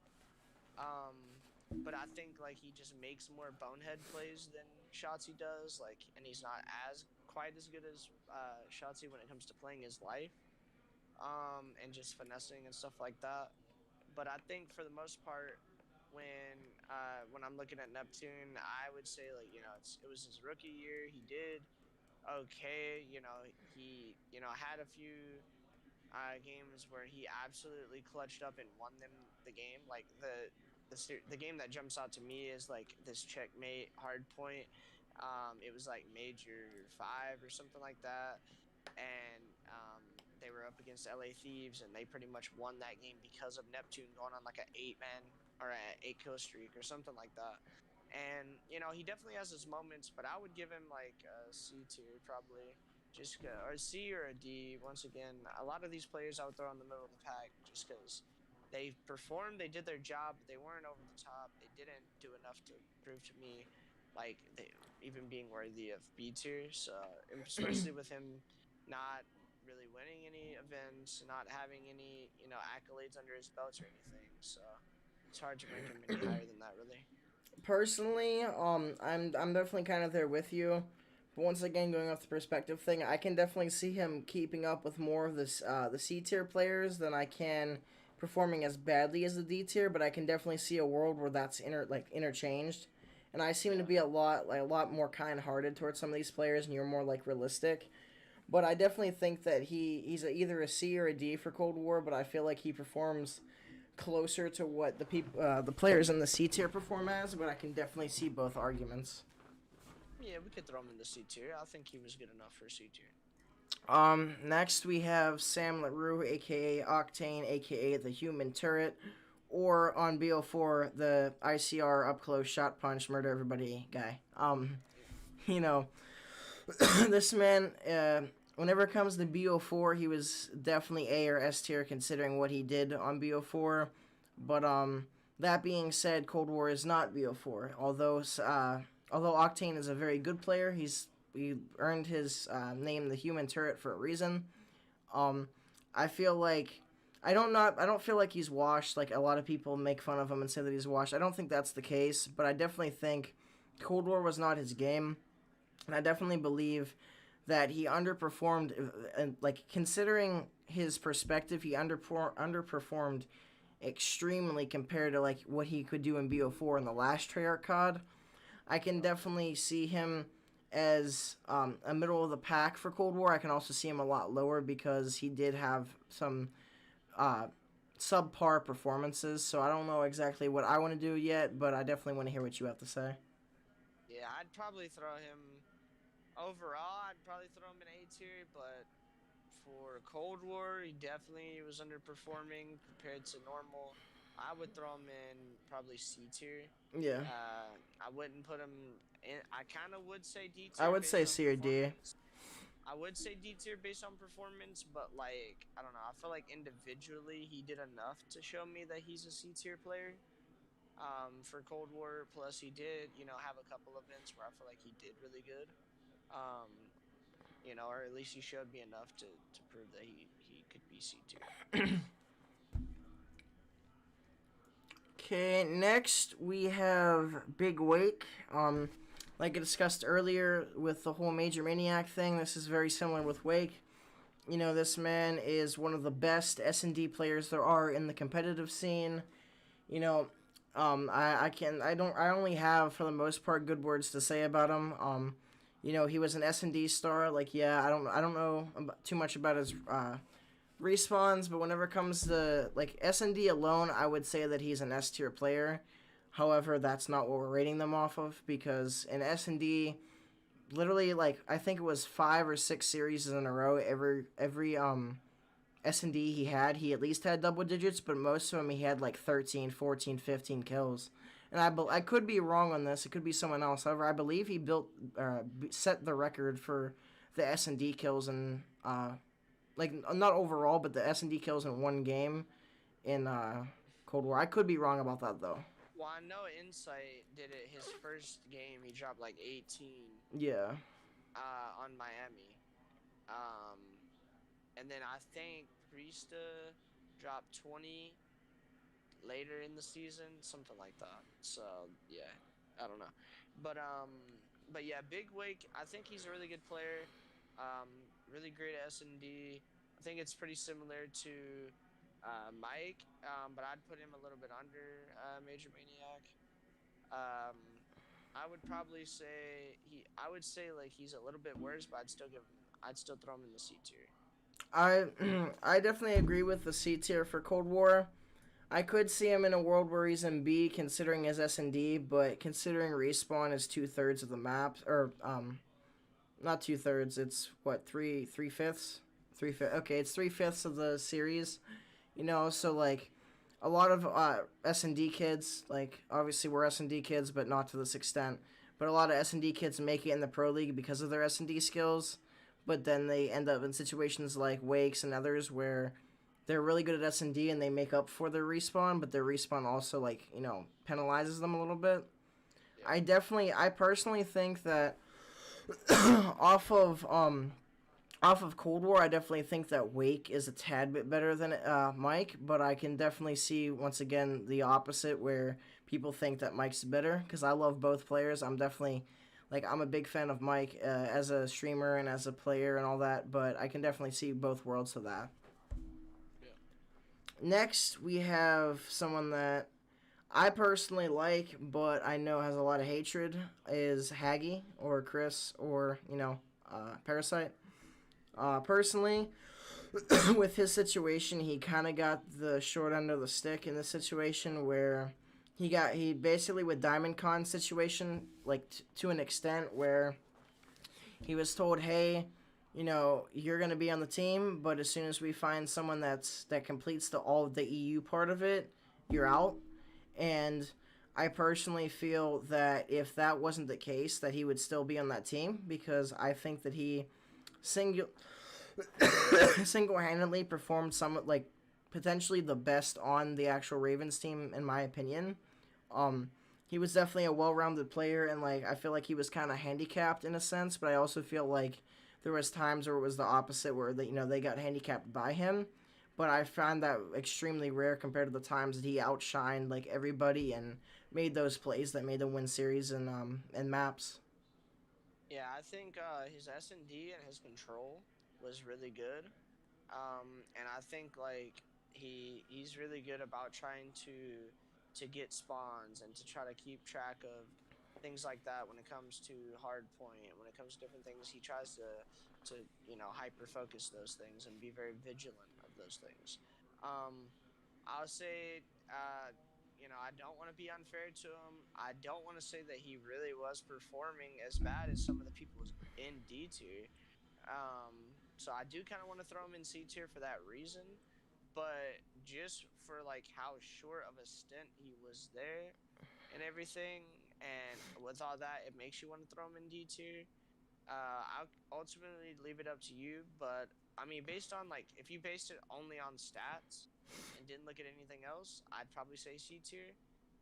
But if you consider all the other options and how he got, how they got rid of him and stuff like that, I would say he's probably D tier. But I mean, ultimately C or D would be fine for me. Yes, like I said, one thing I would like to note with Haggy is I respect how he's changed as a player and as a teammate. Um, back in the BO2 days, he used to scream at everybody, and we all know Haggy back then, and he even kind of makes a meme of himself. It's kind of cool because that's actually his follow alert box is actually him at one of his BO2 LAN events screaming at everybody, and it's actually really cool how he used that to a part of his content. That being said, um, as much as I don't want to be the person that gives everybody the benefit of the doubt in this situation, I definitely feel like if you go off of stats and performance, I feel like he's definitely I feel like he could be higher than C, but I definitely think that C is a good fit considering how long he played, and I can definitely Yeah, see where he fits in the D tier. But I would only say that he was D tier if he was dropped because of his performance. But yeah, considering that he was dropped because of his circumstances with Diamond Con, which this is actually the same example as Diamond Con for the most part, where he got put even higher. I believe, yeah, he got put in B tier because of his performance being a rookie. Haggy isn't a rookie by any means, but I do not believe that he competed last year in the pro league. I could be wrong, but I do not believe that he did. Um, no, that being said, like I definitely agree with Nick how he could be both, but I think that he's mainly C for the fact that considering his stats, he wasn't dropped because of his stats or how he worked with yeah, his I agree with team. that. It was only because of the circumstances that he was in. And I feel like if that wasn't the case and they weren't going to drop him anyways, I feel like he would definitely probably remain on the team for the majority of the season. So I would definitely go with C, but I can definitely once again see where people could go D or even higher depending on the year. Yeah, Once again, guys, everybody in the podcast, some of these players that are the OGs that have like a lot of rings and things like that, we're going over the 2021 season. Obviously, like Haggy would be like an A or S tier overall, in my opinion. But as far as Cold War, he's definitely a C just because of his circumstances and what all happened. Next, we have Preston Prestini. Um, I have mixed opinions on Prestini. I think that he's a once again, very good person, very good player, very good teammate. But I feel like he's extremely, extremely inconsistent. When I feel like it's not even having a good game or bad game type inconsistent, it's if he's feeling himself or not, which, that sounds kind of like informal to say about, a player or whatever, but that's literally the case. If he gets blooded for 3 rounds in a row on an S&D, like he kind of loses full. Where if he, even if they're playing up against, let's say, a team like FaZe, and like obviously this is a hypothetical, but even if he gets, like 2 or 3 first bloods against FaZe, let's say, like even though it's FaZe and he knows it's a hard competition, he's like, he's feeling himself. So yeah, he plays out of passion and out of vibes, and if his vibes are really low for that series, it basically costs the whole team. On the same extent, it's if he's feeling himself that match, he's gonna destroy everybody. I definitely think whenever is at his high peaks, like his skill ceiling, he can definitely compete with some of the top team pros. But I feel like his inconsistency is what leads him down to yeah, some of the spots that he's at, and I feel that a couple things with that being said, um, having like considering he has to go up against some of his team, one of his like duos, his boy Alec, I feel like that could also affect him considering where he plays out of emotions. So like if he's like angry or anything like that because of that, it can affect it. As well as I feel like he's just very very inconsistent and bipolar whenever it comes to the performance. And I really like him as a player, but I think that he's gonna be around the C or the D tier personally for this year. yeah. I think overall, I would put him as maybe a B tier, just for like all his accolades, all the things he's done, all the things he's proven himself to be able to do, and like you look at like that Modern Warfare season with him being on that Seattle or not Seattle on that Florida team. They ended up coming out and they beat the Huntsman and won that event. So Yep. he was able to beat his brother and do those things. So that he's always been that type of player where he's very emotional. He definitely, if he gets fired up and he's feeling himself, he's smoking everybody on the map. You're not stopping him. But it's one of those things where when he's hot, he's red hot, but when he's cold, he's ice cold, and it is blatantly obvious too. Like it shows in the stats and it shows on the scoreboard. As soon as he's getting dominated, his team's getting pretty much smoked. It's unfortunate, but I agree with Mike a lot. I think for as far as Cold War goes, I would put him in the D tier. I definitely think he underperformed. I'd say in all the modes. honestly. Yeah, like I said, I definitely think that he's a good person and a good player, but considering how he does play, I feel like that's what's going to handicap him throughout his career. Like I definitely think that he has a chance in his career, but I definitely feel like that can it's a big problem. Um Yep. the next one I guess is Priesta, and he's I could be wrong, but depending on the card, he's either a flex or an AR. I could be wrong like this, like I said. However, I feel like he's definitely a well-rounded player. I definitely think that he has the time, his moments, and like his series. But once again, like he also has the equal lows. But I feel like he's overall a well-rounded player. Yeah. I'd say if we based it off of all time, I'd probably give him either a very high B tier or a low A tier. For as far as the Cold War season, I would say he started off kind of slow. He was, bottom five in the league. He was having a tough time. I think even at one point he was like had the lowest KD in the league, which was insane. Completely turned it around. Started doing his thing. Like I said later on Miami, he ended up having the most kills in S&D, dropped 20, I believe. He was taking over those outer bricks area, just doing his thing. And I would say for Cold War, I'd give him a B tier. I can definitely see that.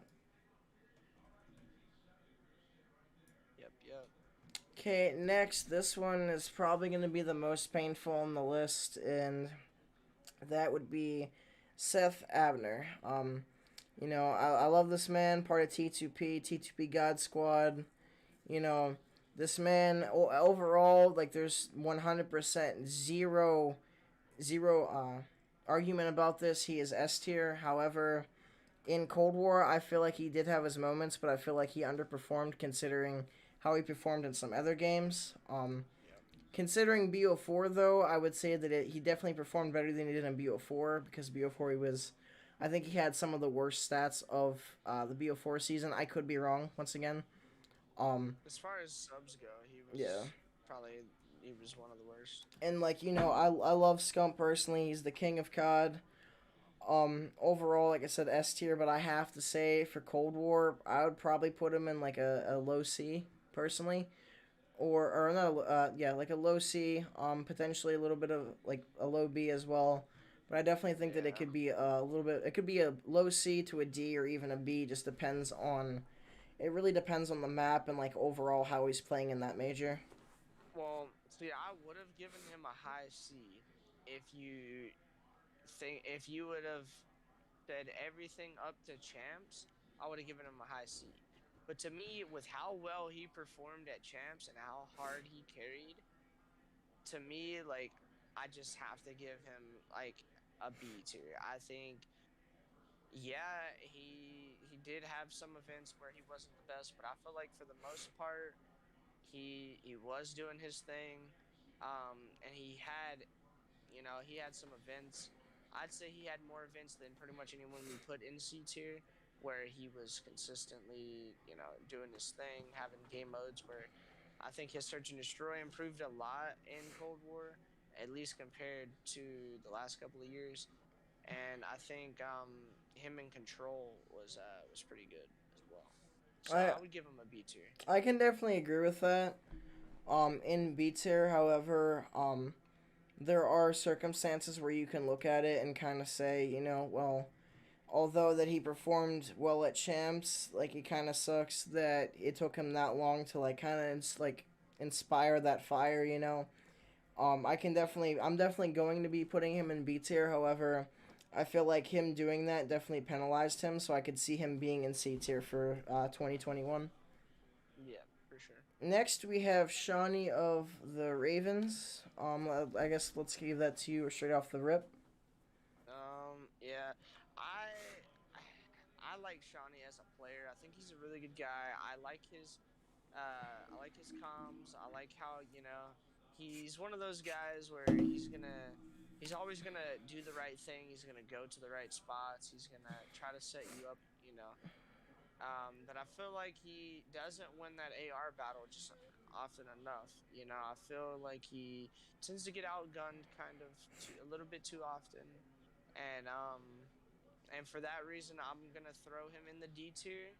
I feel like his leadership is okay, but it's not as good as a lot of these other ARs. Like look at RCDs and look at. I mean, even look at Insight. Like you can tell. I mean, the guy's a rookie, but you can tell he's got it in him. And when I look at things like that, I have to throw him in D tier. Sorry about that, Shawnee, but I it's what can it is. definitely agree with that. I feel like overall he's not bad. However, it just comes down to like gunfights, and a lot of times he just doesn't have the best performance. Um, Next we have Ant or Shotzi, and this man is one of those people that would rather camera you to death than actually just shoot you normally. He's all about his movement and perfection and about breaking those cameras, and he's a menace to play against, as well as that's why he can even keep up with some of the higher tier teams, is because of how good his movement is. That being said, as him and like his team personally, he definitely like there's definitely some turmoil between him and some other players on the teams that he's been on, as well as like with recently with Dallas. Um, that being said, I think that he's overall he's definitely like an A or B tier player, and I feel like on Cold War he was definitely I would definitely say that he's a B if not an A tier. And considering that he also has some rings as well, especially from champs last year, that gives him a lot of motivation and energy to proceed for, strive for perfection on Cold War. Yeah, I would say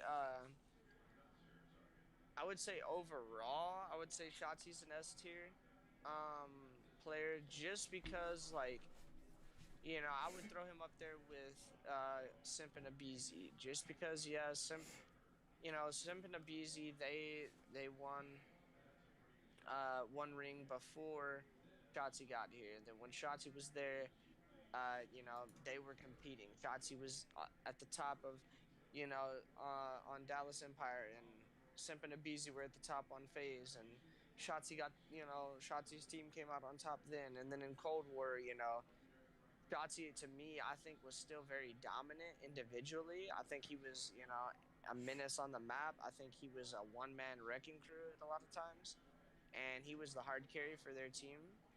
Like I said, I think Illy and Crimsix, I put both of them in C tier. I feel like they both, individually, they just weren't performing as well as they could have been. And then the whole situation that happened with Hook, with all that going on, and then Hook, getting benched and traded or sold and all that. Then they bring on Vivid. Vivid, him and Vivid, they didn't have the most time ever together, but I feel like they worked well, relatively well together. And I think overall, I think Shotzi, I would give him either an A or an S tier, but I'd probably go with A tier just because, like, obviously they didn't win that much. They didn't really win anything. They didn't, they got a second place and I think a third place as well. But outside of that, I mean, they didn't really win any events. But I'd probably give him an A tier just for his individual performance. I definitely agree with that. Next we have silly and fun fact before we get into this. Nick already knows what I'm about to say, but whenever I was playing for a academy team temporarily, I actually had the opportunity. Well, I haven't had the opportunity personally. However, it was in the works that the team that I played for was going to actually use Silly's coaching services, which I thought was very cool. However, some things didn't work out completely. Some personal reasons as well as other offers that I received, and I just ultimately was not able to proceed with that team. That being said, whenever it comes down to Silly, I definitely think that he's a really good player. I feel like he's definitely a good AR player, but I feel like considering the way that his team went, I feel like that he was. I feel like that he could have definitely done better considering if he had better circumstances, but I feel like he definitely did good with what he had. Yeah, I would probably throw him in the D tier. For this one, uh, you know, he did his thing. He did okay, but I would probably throw him in the D tier on this Yeah. one.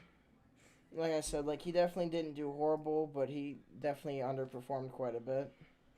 Next, well, I kind of already know where this man's going, considering where his other three boys are. But we're gonna talk about Chris, Yeah, aka Simp, the Simp and the Beezy duo, the yeah, trade man, the man who, you know, has to clean up after his boys' actions and finish everybody off and absolutely slaughter everybody.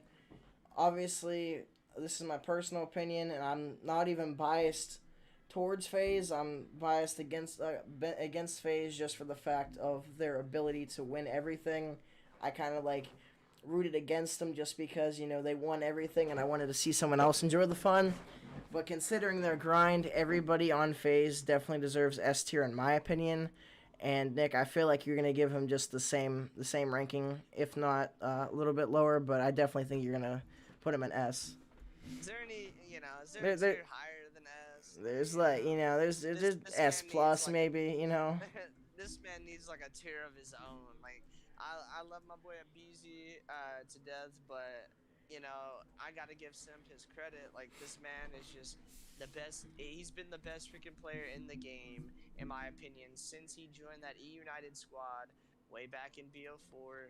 Ever since then, they took over the last two events of BO4. They dominated. Went back and forth with Empire most of MW, made it to five or six grand finals in MW. Went through and won all the events except for two in Cold War. I had a freaking it was like a 1.15 or higher in all three modes. Like the man fried the whole year, bro. Like he's S tier There's guaranteed. no contesting. I mean, it's overall, it's Cold War. I mean, you look at BO4, look at MW, look at any of his seasons, man. That guy is an S tier for sure. And one thing I want to state that I found that was like really cool about Simp is I ended up during the Vanguard beta I ended up being able to play against him, and obviously I'm not gonna say that I ended up keeping up with him because it was pubs at the end of the day, and I'm not a pub player. However, I definitely like obviously there was times where he absolutely destroyed me, but I definitely got my kills in on him. And I don't really go off of skill off of pubs, so I'm not gonna say that I'm as good as him because I killed him 3 times in a pubs or like 10 times in a pub map. It's like that's You not hear that, it. Sim? You got shit on, mate. 1v1 him. Come on, let's go. I would definitely get Imagine. swept 30-0, even if he didn't put money on the line, which I know he wouldn't play without putting, like, no pro is going to play some random without putting, like, a high roller, cash Like, deposit on it. yeah. But even if Like there he wasn't played money, that he would, Saudi Arabian guy yeah. for like 4K or something. Yeah, I think it was like 5, wasn't it? I think it was either 4 or 5K, something like that, yeah. Yeah.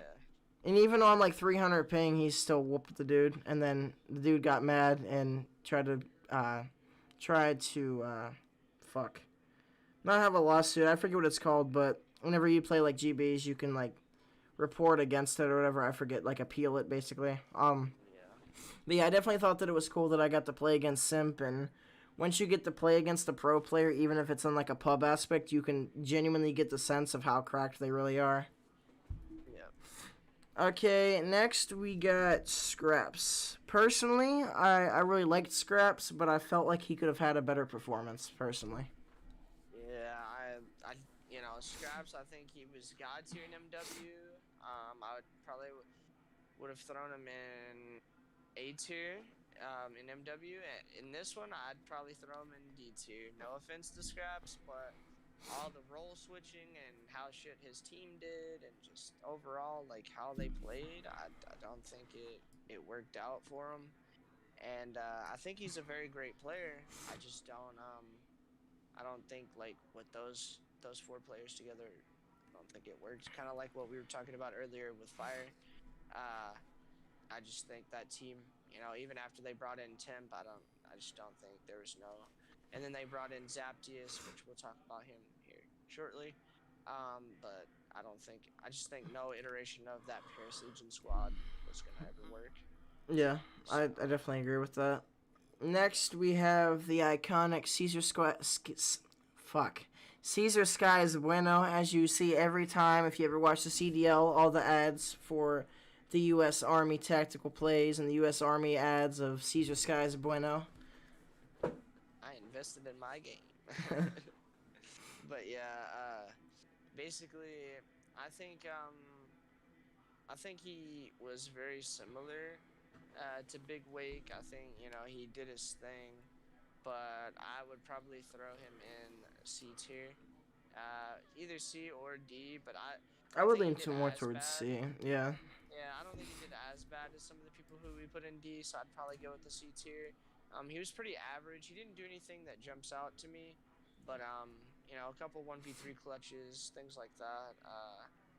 He did his thing, but he definitely, I don't know. I think it's just something with Skies and Awakening. I think like they can't be on the same team, not for any team chem or any other personal reasons, other than just them two on the same team. Like it doesn't work. It's like a pacing deal. Um, but I would probably say throw him in C tier. Okay, next we have Slasher. Once again, like pretty much seems to be like the whole uh, trend with Florida. He's definitely a well-rounded player, but there are obviously there's like with everybody there's rooms for improvement. And I definitely feel like he performed pretty well, but I feel like he didn't stand out as much as some other people did on the team. Yeah, like I said, I threw Kenny on the B tier. I think he was better than Slasher on the main AR. When he replaced Slasher on the main AR, I think when Slasher came back, he definitely did his thing. I think Slasher was the best player on that team at champs. I think he really showed out. Dropped the 1.4, did his thing. Um, and kind of similar to Scump, I do kind of hold some weight with I that because fucked up. I'm it fucking was stupid. I'm sorry, Nick. And I looked at the wrong picture. Well, we can do Slasher now, but I actually didn't have Slasher pulled up, but it's all good. I can like it doesn't really matter what order you went in, but yeah, I did not have Slasher selected, but I can just like switch that around. But yeah, you can continue. but yeah, I put a lot of weight into him. They made it seem like Slasher benched himself when that's not what happened. They decided to try something different, and it was ultimately when they tweeted it out, they made it seem like Slasher was taking a break, and anyone that knows Slasher knows he wouldn't do that. He's the type of player he'll just play through whatever he has going on, and anybody who doesn't watch the Flink, he did have a lot going on during the Cold War season. His grandpa died, so I'm sorry for that. R.I.P. And his mom was actually diagnosed with breast cancer. She's in remission now, so she's good. So thanks. Thank God everything's good with that. Um, but he had a lot going on, a lot of things personally just bothering him. He thought maybe he was going to be a horrible teammate to Venom. A lot of people were saying that, so they started having him doubting himself and stuff like that. But I think ultimately he came back and he performed and did his thing. Um, I think he didn't get to play as much as he definitely could have, but I think with how well he did perform, considering how long as well as he did play and everything, I personally, I would throw him in B tier, but I could see a world where he would also be C tier as well. I can definitely agree with you with that. Give me one moment. Okay, next we have Slacked. That's gonna be a tough one. Yep. I think Slacked is one of those players that he was like at the top for like 4 or 5 games in a row. He was like a top 3 player. Um, or he was at least a player that was on a top 3 team, I should say. And he's one of those that he's always managed to place very well. He's always on pretty good teams. He doesn't always have the best stats individually, but he's kind of one of those players that does the dirty work. Kind of soaks time, does things like that. I would probably for Cold War specifically, I'd probably give him a D tier. Didn't perform very well, benched himself, or didn't bench himself, but got benched, and it was a bit unfortunate. I don't know if he retired. I could be wrong about that. I don't know if he retired or not, but either way, didn't have the best Cold War season, so I'd give him a D. Yeah, I can definitely agree with that. Next we have Temp. I feel like he definitely did make an impact, but once again, like with a lot of, I feel like Temp was definitely a very good player.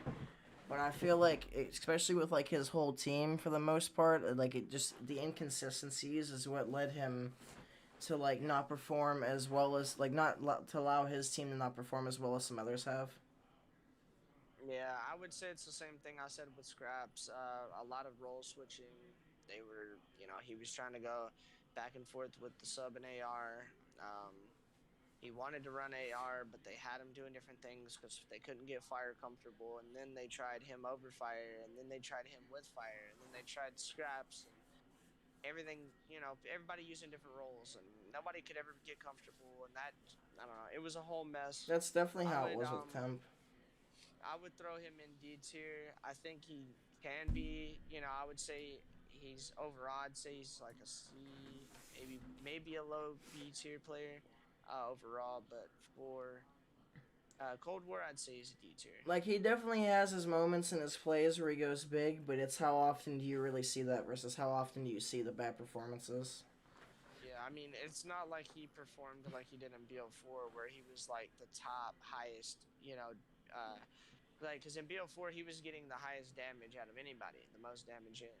Um, per game type of thing. But you don't really see that same temp that you seen on New York then. Yeah, like you also have to counter in like how the switch from BO4 land to online for a year back to online for half of the season and then last in the land. So it definitely can change a lot of players for the worse. But I definitely feel like he's a good, well-rounded player. But I feel like he just doesn't perform as good as he is expected to and has previously. Yeah, and that was just real quick. That was not New York. That was Splice. That's my bad. That was Splice on BO4. Yep. And next we have TJ Halley or Haley, however you would like to pronounce that. Once again with the LA Thieves. I guess since you speak of him pretty fondly, why don't you take the honors of discussing that first? Yeah, I would probably throw this guy in A tier if we were talking about World War II, because this man was like the Abizi of World War II, right? Like he's the type of guy the announcers like Merc and Maven, they would talk about him and say like, exactly where this guy's gonna be. He flies to the same spot every time.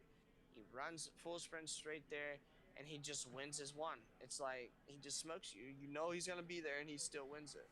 Um, but like that's definitely fallen off. I would say in MW and in Cold War. And in Cold War, he even got replaced a couple times. They tried so many different additions to that team, and tried so many different things. And I think personally, couldn't he couldn't find that consistency. He had that like 12-0 game where he absolutely dominated and popped off. But like outside of that, I can't really think of anything like noteworthy of him doing. So I would probably throw him in the D tier as well. He ultimately did end up getting benched and everything. So yeah, I'd probably put him in D tier. Okay, next we have Vivid. Yeah, Vivid. I think Vivid was a great player. I think the entire year he played great. If you base it off of just the Cold War year, I would say he is an A tier player. Overall, I'd say he's probably an A tier player as well. I think that guy's really good. I think he's underrated. And if he doesn't end up on a roster, I would be mind blown. Shout out to Nicholas. I can definitely agree with that. Like whenever it comes to whenever he got picked up on Dallas, I can definitely I'm retarded. Sorry. I'm just way too. I'm fucked up. Okay, never mind. Yeah, I'm kind of tripping, but but yeah, I feel like he's definitely really good. He can definitely be an impactful player, and he can. I will once again be surprised, like you said, if he's not on a roster, at least on some form of roster, whether he's like a sub or something like that. He definitely deserves a roster. Yep. But yeah, I think not only was he the best player on that LAG squad, but I think once he went over to Dallas, I think he was a great player to go alongside Shotzi. I think Shotzi was better than him at Cold War, but I definitely think he was A tier for sure. Okay, give me 1 second.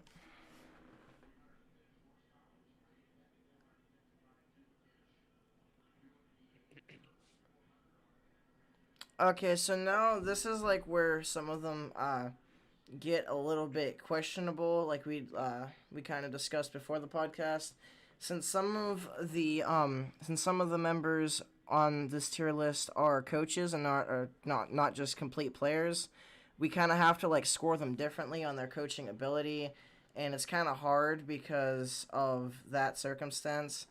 So out of the coaches, the first up first we have we have Shane, the coach of the London Royal Ravens. So I kind of feel like I could be wrong in this aspect, but I feel like his coaching probably wasn't the worst. But I feel like a lot of the coaching that was done didn't really, they didn't like it wasn't present, like it wasn't impactful. Like you didn't really notice the difference. Like there was some series where like you noticed that there was a little bit of a difference, but there was nothing where like you made like a 180 or like you seen a steady improvement. Like it was just like he seemed to be at the same baseline the entire season for the most part. Yeah. I would give him a B tier. Because I liked the fact that he was actively trying to make the team better. They were making changes. They were doing their thing. Um, but I feel like the reason why I would not give him a B tier and I would put him down in C tier is the main reason why is he. Well, I'm not gonna say him alone, but because of the decision to bench Zed and replace Zed with Alex. I think Zed was one of their best players on their team. I think he was a huge part of their comms, and he was a really good in-game leader.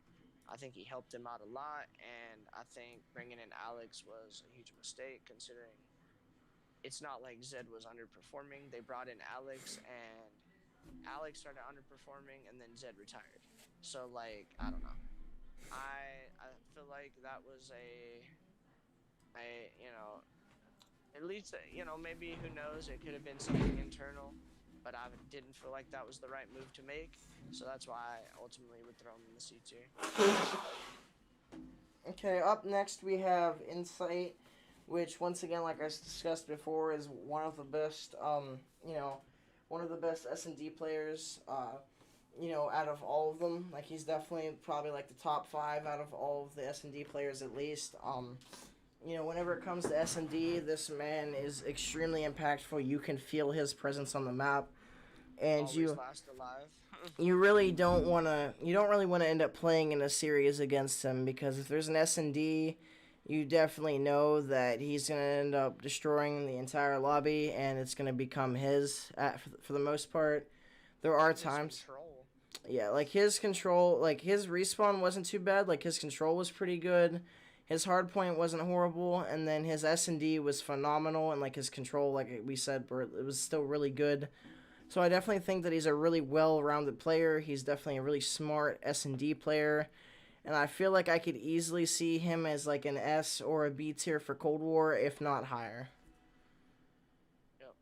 Did I say S or B tier, or A or B tier? You said S, but I knew it. I meant I'm faded right now. Okay.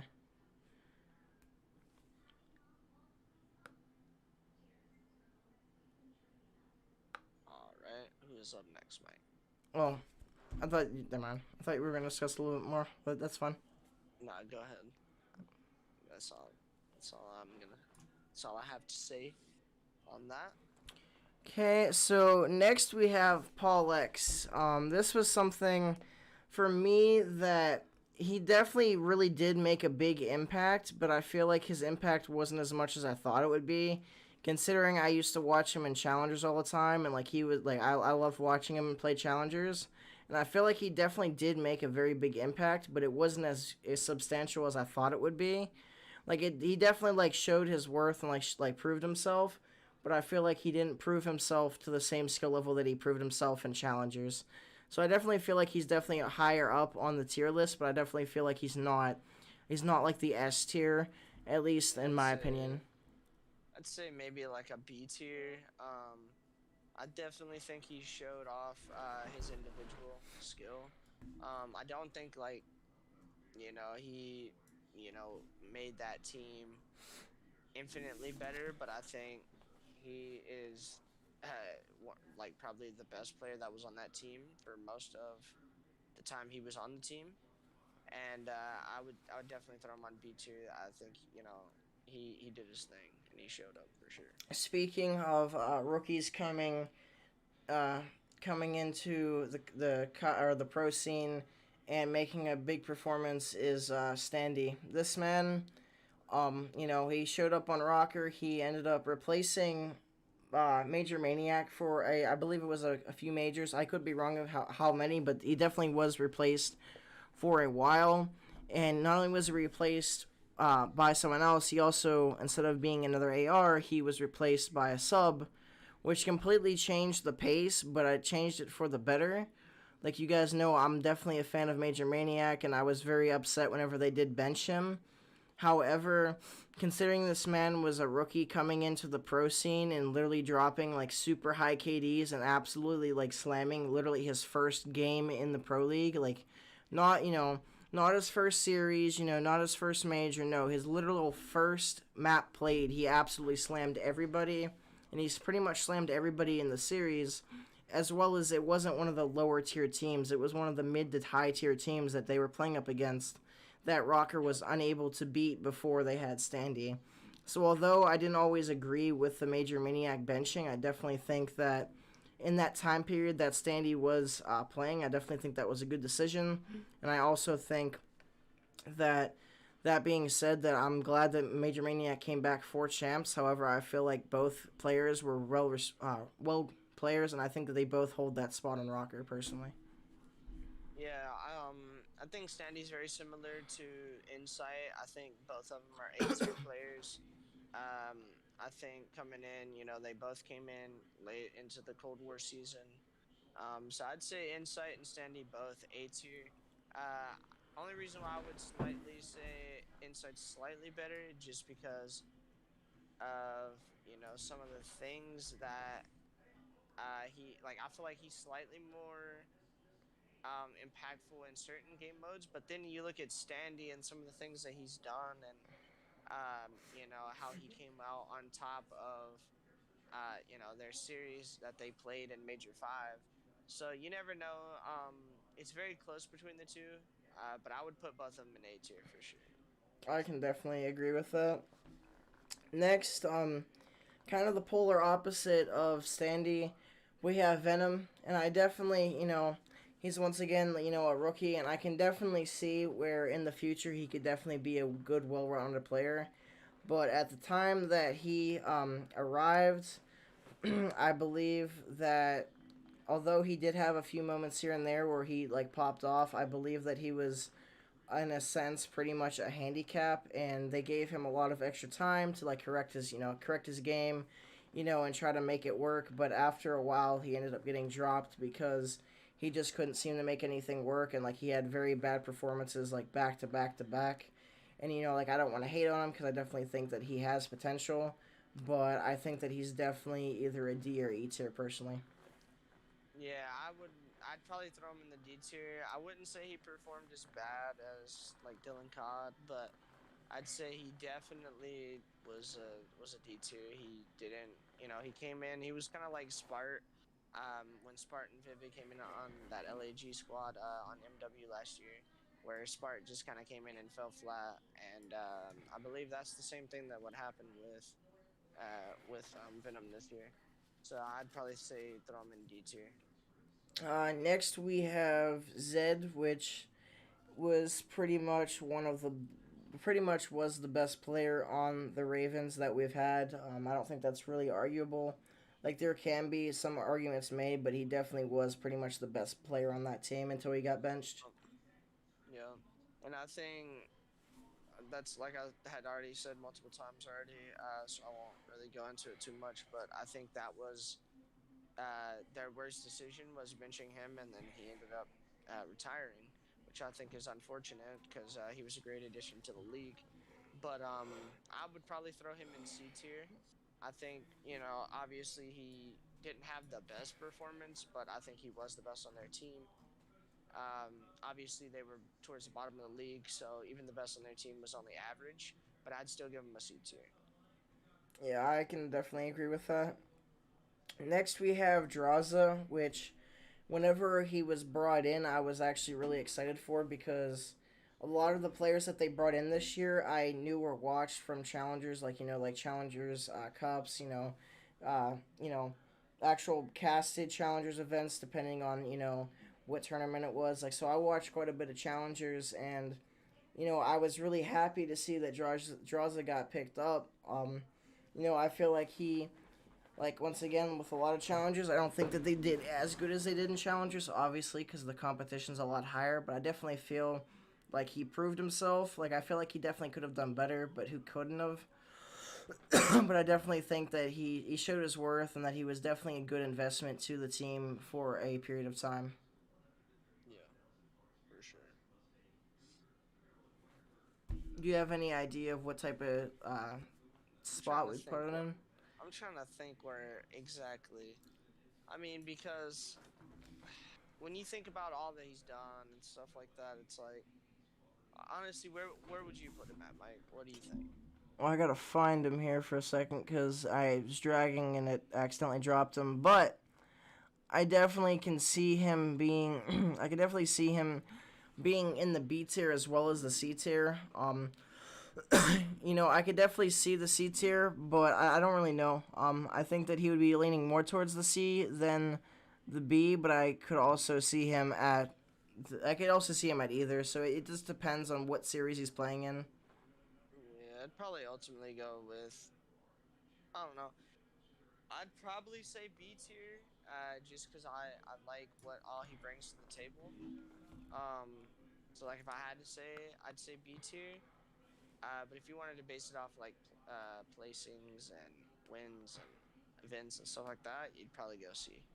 Yeah, I definitely think that's a possibility. I like once again, I'm also kind of like splitting hairs here because of it, because I definitely agree with whenever it comes to like winnings and like placements and things. I think that he definitely should be C, but I feel like considering coming like being coming from the challenger scene up to the pro scene and like actually it like didn't affect him too negatively. I definitely Yeah. respect that as a player. Yep. Next, give me one moment. Yeah,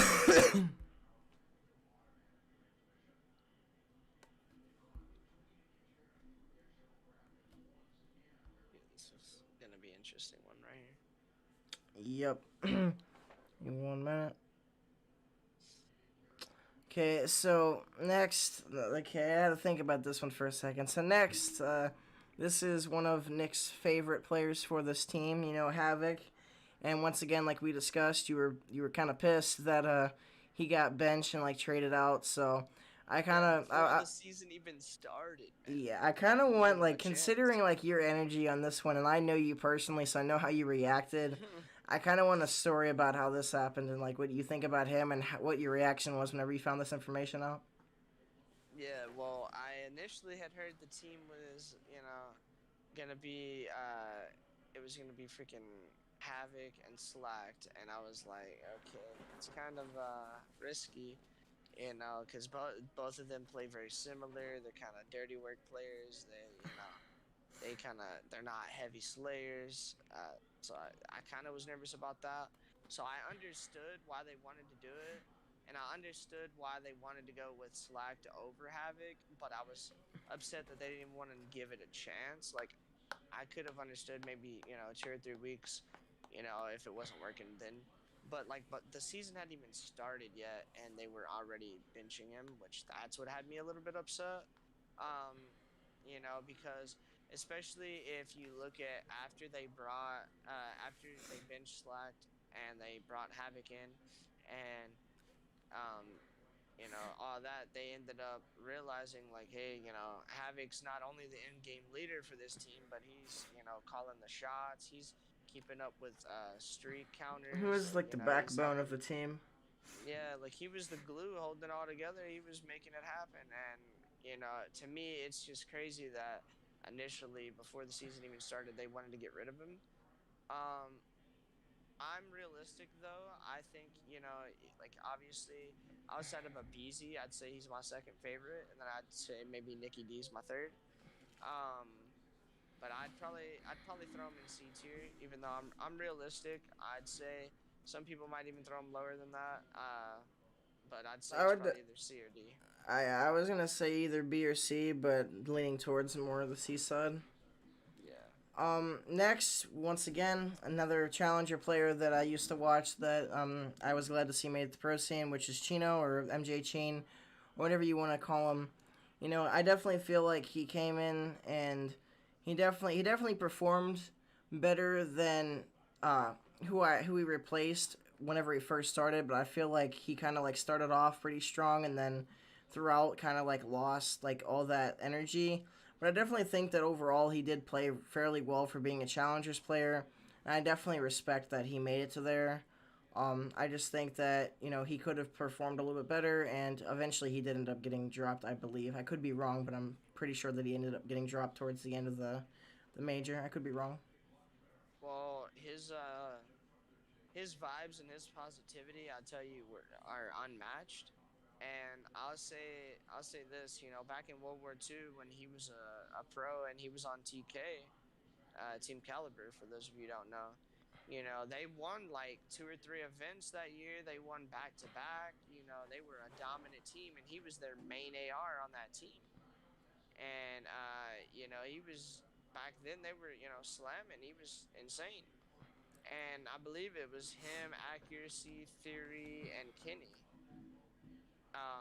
Back then, on that World War II team, and that was that the team was really good. I think Chino is very underrated. I think he brings a lot more to the table than what people give him credit for. And obviously, based on his Cold War season, I'd probably throw him in the D tier. He tried his best to do his thing. He was just put in a tough spot. That team was chalked from the beginning. Honestly, they tried to throw together a World War II team and try to make success happen because they tried to catch lightning in a bottle and get lightning to strike twice, and that's just not what ended up happening. I So definitely I'd probably agree throw him in though. D. Although like he was kind of put in a really bad situation, he does not get enough credit for what he deserves considering like if you watch him in the challenger scene, like you can see all that he brings to the table and a lot of it just gets overlooked and not said by other pros or like even by the CDL, like they don't really discuss everything that he can really bring.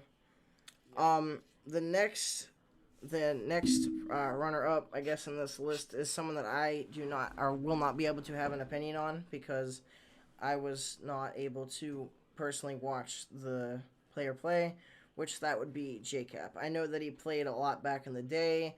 I know that I'm pretty sure he played in some BO2 tournaments and things like that, but I was not able to watch That any of was a his god to performance. BO1. That guy was insane at BO1. He was really good at MW3 as well. But if we're still talking about just Cold War, obviously he was the coach for LA Thieves. Um, I think I would throw him in B tier just because I liked that they made a lot of changes and stuff like that. And I think you could clearly tell that him and all the players were actively trying to find the best team possible. But the reason why I would say B tier and not A or S tier is just because I feel like some of the moves were a bit premature. They didn't give the team enough time to mesh together and actually like build team chemistry. I feel like a lot of the time they, oh, a week and a half, 2 weeks, make another change. Oh, 2 weeks later, make another You, change. you have to check, So like, play it out and let it see if it works or not. yeah, that would be the main reason why they're not. I wouldn't give him a higher tier, but I'd probably go with B tier. I could definitely see that. Next person on the list is Zep. Once again, I could be wrong, but I'm pretty sure once again that he also came from challengers and like try to make a showing, and I feel like he did pretty well. But like with the whole team itself, I feel like there was a lot of changes being made, and it was like nonstop every time that like almost every series he would play in, there was some type of change made. So he didn't really get to show himself, and like he definitely had his good and bad games, but I feel like he just didn't have enough time and wasn't able to like really show himself. Yeah, I mean, he was on two different teams. He was on the Ravens, and he came up from that Western team with Paul X, and then he moved over to the Paris Legion, and I feel like he was better on Paris somehow Yeah. than he was on London. I don't know if that could just be I could be twisted on that, but I don't know. Uh, but I'd probably throw him in the D tier. He didn't really do anything that jumped out to me. He wasn't a bad player, I wouldn't say. He just I didn't really could prove see a himself. world, I could see a world where I threw him in C tier, but I feel like some of the people we put in C tier were just outperforming him, so maybe I'd throw him in D tier. Okay, another coach we have is is Ricky, and since like I know I do or I do tend to like look at the changes. However, you're a lot more like you look a lot more of the details whenever it comes to roster changes as well as like orientation changes and things like that. So I kind of want your opinion on Ricky and like how if you think that he like benefit or like affected the team for the positive or the negative. Yeah, I mean, I feel like obviously I don't know the ins and outs. He wasn't coaching me, so I don't know. But I'll say like just based off the moves they made, and I know they came out and they explained. I've seen Alex went on and talked about what all had happened with LAG and everything that went down. So like I kind of understand that a little bit more now, but at the same time, like they should have made sure they kept Reese vivid no matter what. That guy is a freaking absolute menace on the map, and they should not have let him go. I think App's a great player, but ultimately he ended up retiring anyways. We knew, like, yeah, he said he still thought he had gas left in the tank, but I kind of figured like he pretty much already had one foot out the door anyways. Like it's not that he wanted to; it's just you could see it happening.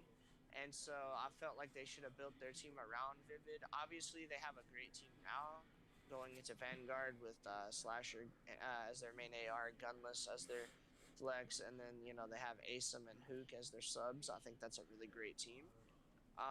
But I felt like the moves they made to me just didn't make a whole lot of sense. I felt like they put way too much stock into that World War II team that won on Evil Geniuses, and they felt like they had success in the past and wanted to build on that. And Vivid like challenged that idea, and they said, like we're gonna stick with our idea, and it just didn't work out for them. So I felt like making that move was not too smart. I understand where they were going with it, but it didn't work out, so I'd ultimately stick them in the D tier. Okay, next we have Afro, and I feel like whenever he did end up coming out to the pro scene, I feel like he definitely made a big impact and like he kind of proved himself quite well. Yeah, for sure. I'd say he was B tier.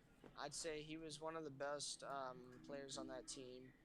Uh, of course, after Zed was gone and they brought in Afro, I think he was definitely the better of the two when it came between Afro and Alex. And I definitely think he did his thing. He needed some help on that team for sure because he was trying his best, but there's only so much you can do. And yeah, I'd probably throw him in B tier. Next we have an OG. We have John.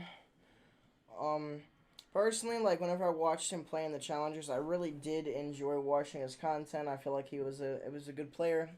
he wasn't as much of a vocal player. He was more of like he was pretty quiet. Like he would get his point across and would like talk. However, like he was like his comms were rather quiet. So I feel like in a situation where comms are a lot elevated, that could be a problem.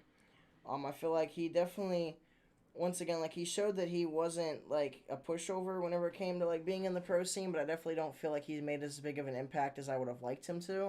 Like he definitely Yep. did, he definitely did show up. Like he didn't have a horrible performance. Like he was performing rather well, but he wasn't performing as well as we would have liked him to or kind of expected to, considering how much effort he's put into challengers. Yeah, I mean, I would say up until the very last event, he was probably the worst player on their team. Um, and even then, I'd still probably say he was the worst player on their team. And that's not saying that he's bad, It's just out but of all the things that were there, he's the worst. yeah, out of like Slasher, Kenny, and Draza, they were just playing really well. So I felt like he just hadn't been. He even said like he told Slasher, it's a whole different ball game playing in the pro scene than it is playing in challengers. And so I felt like, he really didn't perform a whole lot. He was dropping like point sixes, point eights, stuff like that. So, I would probably throw him in the D tier, even though I think overall he's definitely an A tier or an S tier player. Yeah, overall, I definitely think that he's an A or S, but whenever it comes to, like, just considering that he came in really late as well, and, like, he didn't really have much time to, like, get reps, and he just, like, it was kind of like, here, go, and, like, he didn't really have time to scrim with them a whole lot and get team chem. It just he got thrown in the deep end, so I feel bad for him with his circumstances, but I feel like overall he's still a really good player. Yep. And last but not least, we have beliefs, which personally I did not get to see him perform. However, I know you have because there was a few times where I did miss matches and things like that, and miss changes that were made and all that. So I'll definitely let Well, you take the reins on this one. I mean, this one's relatively straightforward. Pretty much the same thing that I said with Ricky. He's the other coach for LAG. And Bevels, Ricky and Bevels, they're pretty much always mentioned in the same sentence. I feel like they're holding each other's hand everywhere There's they literally go. so many thumbnails of them too. Like literally both in Yeah, the same thumbnail. they're literally, everywhere you see, everywhere you see one, you see the other. So I don't know. I'm gonna give him the same rating I gave Ricky, the D tier, just because of all the reasons I mentioned with Ricky. I feel like they just didn't make the right roster moves. They didn't make the right decisions, and they could have went after some other players, especially with how much money LAG has and was willing to spend. Like I said, they did get a really good roster for Vanguard, but as far as the Cold War season, I'd give them a D tier. Well, that pretty much wraps it up. Like I said, guys, our list might be a little bit different than yours, a lot different than pros, just because this is kind of the outside look or the outside looking in type of perspective, as well as we are not rating these players overall because although these players that are in the S tier probably still would be S tier, there's probably like a third or quarter of these players that are in these other tiers that should be S or a lot higher than they are just Yep. because of their overall performance. But like we said, guys, this is mainly off of the 2021 Cold War season because you can see how some players go from S tier overall to like C and D tier, which is kind of sad to see, but it has happened and it will continue to happen. But without further ado, guys, let's start wrapping this up. Yeah, so we appreciate everybody being here, showing the support. You guys be sure to drop a like if you guys haven't already. Be sure to check out our Twitter if you guys haven't already. Go follow us over there, and we're trying our best to post that over there because we know that YouTube isn't the most reliable source of notifications. So Twitter's that's pretty much guaranteed that you'll get the notification. So if you guys want to follow us over there, I believe it's at Fury Cryptic. Yeah, So at underscore or fuck at Fury underscore cryptic. Yeah, that's me. yeah, yeah. And then obviously, if you guys want to watch the live version of this, If you're watching from the Blind Rage podcast channel, you guys can go and watch this live while we stream it at Scripted Fury on YouTube. And of course, if you guys are watching this live, y'all can go check this out on the Blind Rage podcast channel. Links are always, in the playlist tab, and or in the channels tab, I should say. And we always appreciate all you guys being here and showing the support. You guys be sure to go check out my channel whenever I'm streaming over there, posting videos. Just posted one earlier this evening as well, so y'all go check that out. That's Blind Nick on YouTube. One I'm the one thing with 1,030 subs, not the one with like 85,000 or whatever. One thing that I would like to include before we continue wrapping it up, guys, if you made it this far in the video or this far in the stream, make sure to comment down below CDL 2022 because of Vanguard. So once again, guys, if you made it this far in the podcast or the stream, make sure to comment CDL 2022 to let us know, like, how much of a true supporter you are, and how much you watch, and who are the people that are really helping us with the analytics. We really do appreciate it, guys. So comment down below and let us know, because we do read all the comments in the Blind Rage podcast, as well as the comments that end up on the stream after it uploads as a video. But yeah, also check out Mike's Twitch. He streams there all the time at NextMRV. And also check out my Twitch as well when I ever decide that I'm gonna get an Xbox and start streaming over there again. Probably stream some old school Call of Duty, and might stream, who knows what I decide to stream over there. Maybe some Xbox exclusives or something like that. But yeah, guys, we appreciate everybody being here. Shout out to all you guys, and I guess we'll go ahead and be wrapping it up, Mike? Yes, sir. All right. Well, this has been episode number 5, over a month in, guys. We got to keep it going. But we will see y'all again next week. And as always, God bless and peace out. Peace. Nick, one thing before we completely go here, I want to, oh, it did not fucking save, did it? Fuck. I wanted to take a screenshot for a thumbnail of, hopefully it saved. It didn't save. I fucked it up. Whatever. Okay, well, I can go back and fix it, but I just wanted to make it so that, you could,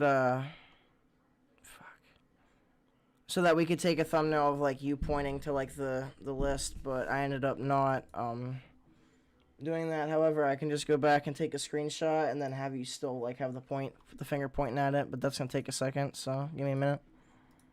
Yep, just let me know. Where did like that would be cool, yeah. Okay, let me try to fucking find this shit. Where is it? Please work properly. Yo, what is up, everybody? Okay, so, like, is there a way to, like, see the full kind of list? Is that not, like, really an option?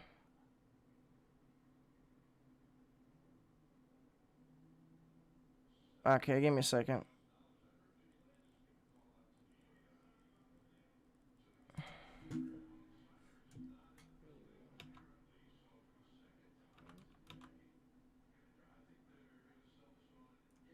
Okay, next. Okay, give me 1 second. I still gotta take care of this. So they started having him doubting himself and stuff like that. But I think ultimately he came back and he performed and did his thing.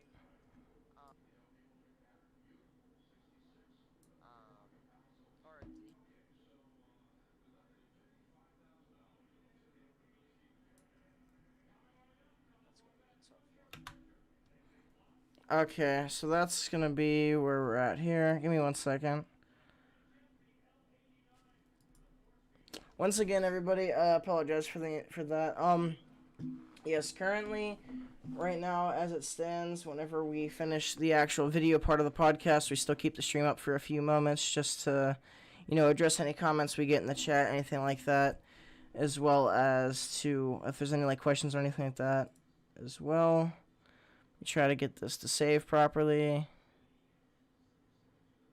Come on, please work. And then we gotta go and crop this. But, yeah, Nick, are you still on the call? You're still here, right? Yeah. Yeah. Okay, cool. Boom. And then we gotta go here. And then we gotta crop this. Which this is not gonna look as good as I want it to be, but it's gonna have to work because I was really tired and super retarded to fix it or make it work the way I wanted it to. Let me see here.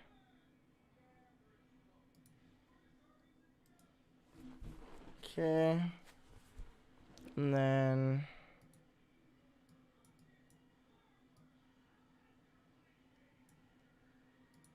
well, that's not the way I wanted it to be, but actually I could go there.